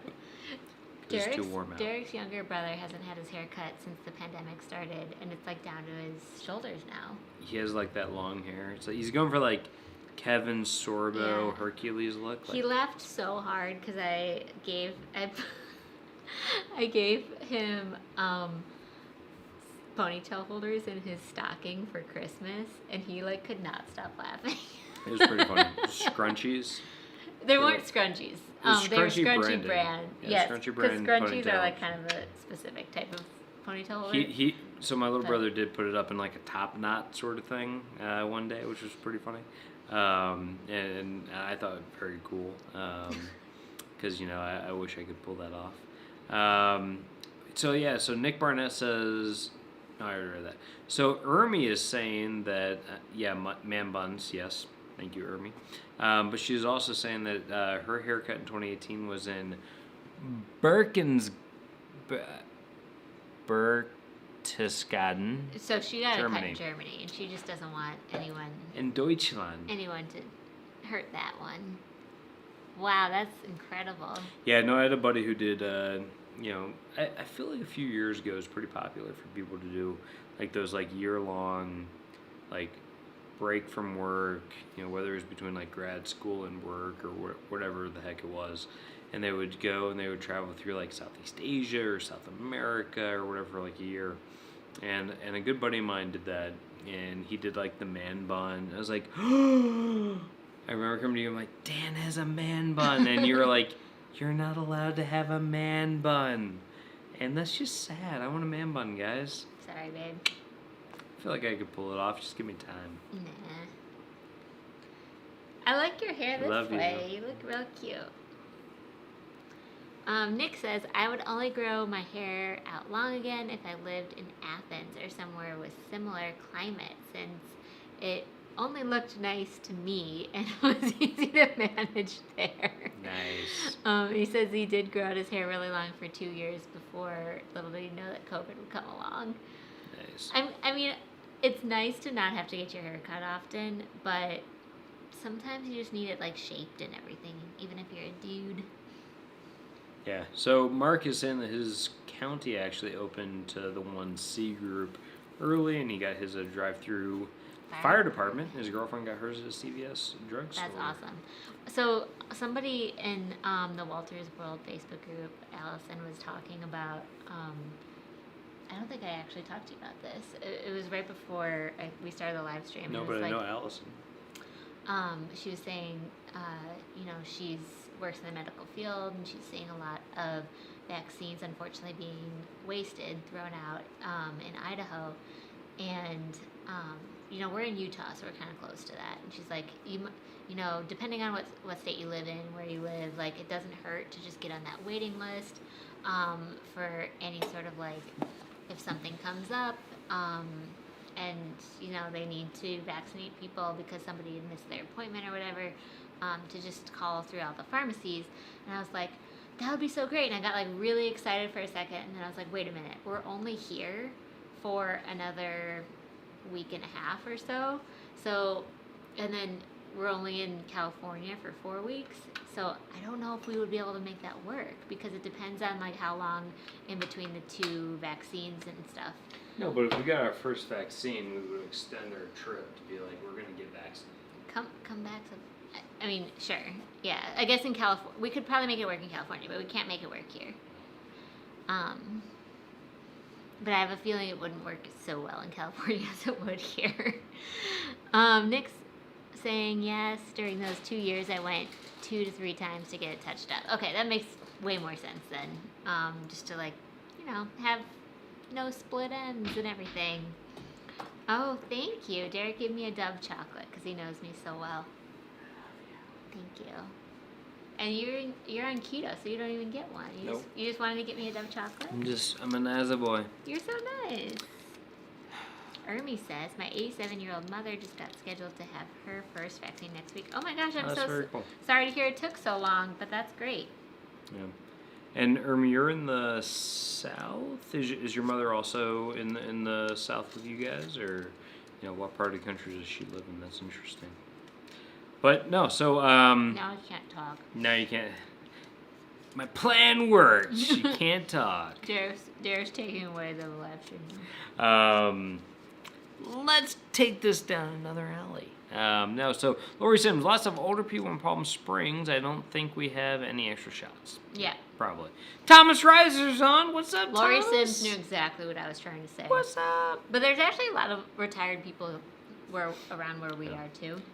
So. But yeah, Thomas Reiser, what's up? It's good to see you. Thomas, Thank you very much for joining us. Welcome. Really appreciate it. And Ermi Eichner saying Tennessee. Yes, we live here too. Or they live here too. Yeah, you guys are...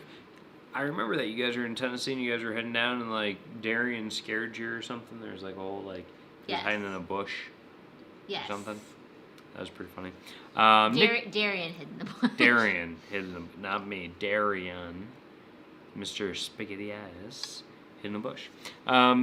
Nick Barnett's, with more supply coming in, I'd be surprised if most places weren't opening code vaccine eligibility to everyone regardless of age or capability or comorbidities by May.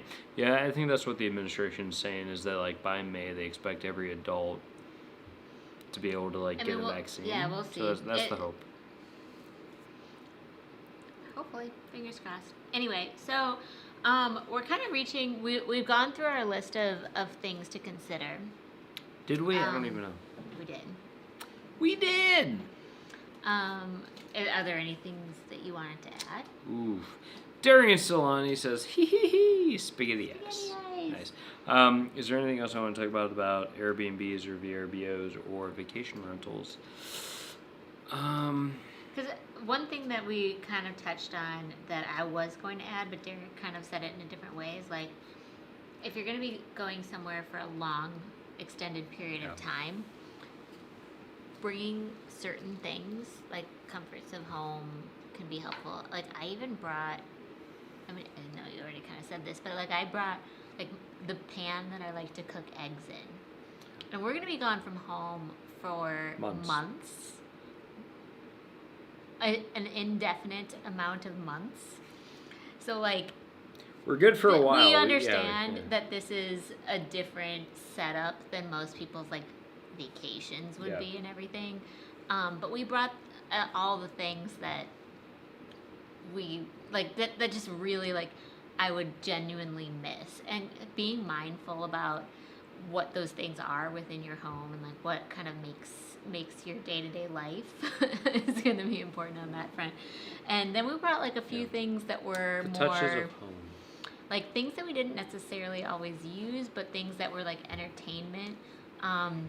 We brought on this trip. So, for example, I brought a deck of cards. I brought some art supplies. So if you follow me on Instagram, you'll see that we actually used some of those art supplies yesterday for and the first time. I am a terrible watercolor painter. You're great. You did so well. We tried to follow along on a YouTube tutorial of the watercolor painting, and Derek gave up within like the first 2 minutes and did his own thing and painted his own scene, and it looks really great. But mine, I just followed the YouTube tutorial.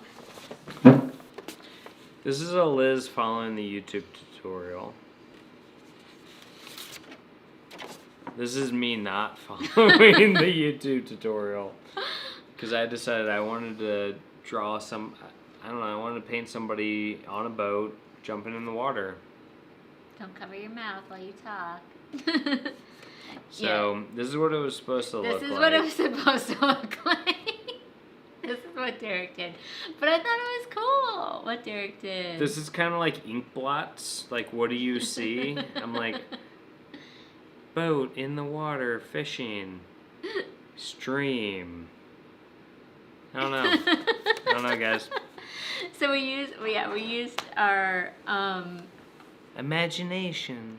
We used our paint supplies that we brought for the first time, just because it's like we're kind of by ourselves. We don't have any like friends here, and so just changing it up a little bit was pretty fun.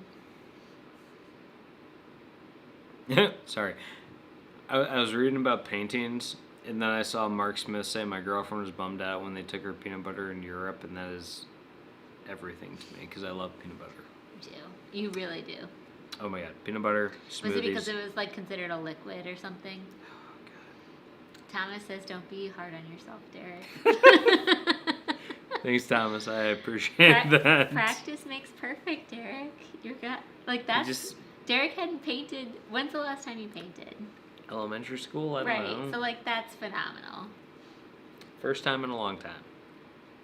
Nick says way better than he could have done. So. Well, there we go. That's all I need. Purdue's on. Hi. Purdue, welcome. what's up? Woohoo! How's it going? All right. You just missed Derek's painting. Just rewind it a little bit. You'll get there. So, what I will say is that, if we look back at everything we talked about in this whole live stream around Airbnb, VRBO, vacation rentals, whatever, the keys, the key things to think about are a few things. There's think about what you really need over a long period of time. So like for us, it was, we're going to stay in a place for a month at a time in a few different locations. So we started out here, we stayed here for a month. We're going to stay in California for a month.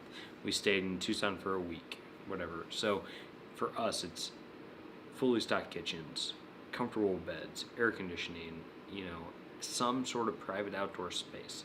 Because we find that to be very helpful for us during COVID, especially like being able to have that space where we're outdoors, fresh air, by ourselves. Not overspending on a bunch of amenities that like right now we just don't feel comfortable with. In addition to that, proximity to grocery stores, ability to get out and like explore nature, all that kind of stuff. These are the important things for us when we were taking into account what we wanted to be in. Additionally, when you're looking at and you're trying to find a place to like stay in for an extended period of time or even for a shorter period of time, being cognizant of fees. Fees are super, super important with these things because you can get slapped on Airbnb with like a 14% service fee plus like a 10 to 15% tax plus a cleaning fee. Like all of a sudden, like if you're only there for 2 to 3 days, that can take your price up quite significantly. Yeah. So you want to think about those things and think about like, all right, am I staying for a month? Am I staying for like 3 days? Because I can totally differentiate like the cost of a place. If you're staying there by yourself, like a single couple, or if you're staying there with like multi-generational family, grandparents, whatever, multiple like couples, that can really help defray the cost. So like Airbnbs and VRBOs suddenly become a lot more affordable as opposed to like single hotel stays. Yeah. So there's just a lot of things to think about as you're thinking through whether it's long-term stay, short-term stay, and whatnot when you're thinking about like these like types of accommodations. Yeah. So. Yeah. Anyway, I think that we've covered a lot of our Airbnb lists. Mom, stop. Okay, we've double masked. Stop. Anyway. So double masking. I did it today when I went and got my haircut. I don't need to tell the entire internet about it though. Anyway, so do what you guys all want to do, but yeah. So anyway, hopefully this was helpful to everybody. The Airbnbs, VRBOs, talking about painting, bugs, showing Derek's paintings, talking about haircuts, talking about losing stuff on vacation. I feel like there's more. We've covered a lot. It has been 3 hours. Recovering things on vacation. Yeah, it's been 3 hours of wonderful chat with all of you guys. If you have more questions, let's talk about them, I guess, next week. Yeah. But it's been a really, really fun night just hanging out with everybody. As always, thank you guys so much for spending your Thursdays with us. We appreciate it. So much. We look forward to this. Derek just kicked the table. But we also say, like, if you guys want to see more of us, I guess watch the travel vlogs from this week. There's going to be the flight attendant Q&A next week, and maybe something else as well. Super important is that, if you guys haven't checked it out yet, Eliz did put out 2 travel vlogs already this week. She put one out on Monday and Wednesday on our first 2 days of travel to the Southwest down to Tucson. And the next one comes out tomorrow, so be sure to tune into that tomorrow midday when it comes out. I mean, everyone's on a different time, so it's going to come out tomorrow. Probably more like midday to afternoon, whatever time you're in. Yeah. So check them out. They're fun. We had a great time putting them together and filming them. Yep. And would appreciate you guys, liking, commenting, whatever, on what you guys think of it all. So. Awesome. Thanks everybody for watching. Hopefully we'll see you guys back next Thursday too. And thanks for being so supportive of our next journey to California, because we're really excited about it. All right. Cheers, everyone. Happy travels. Bye. Bye.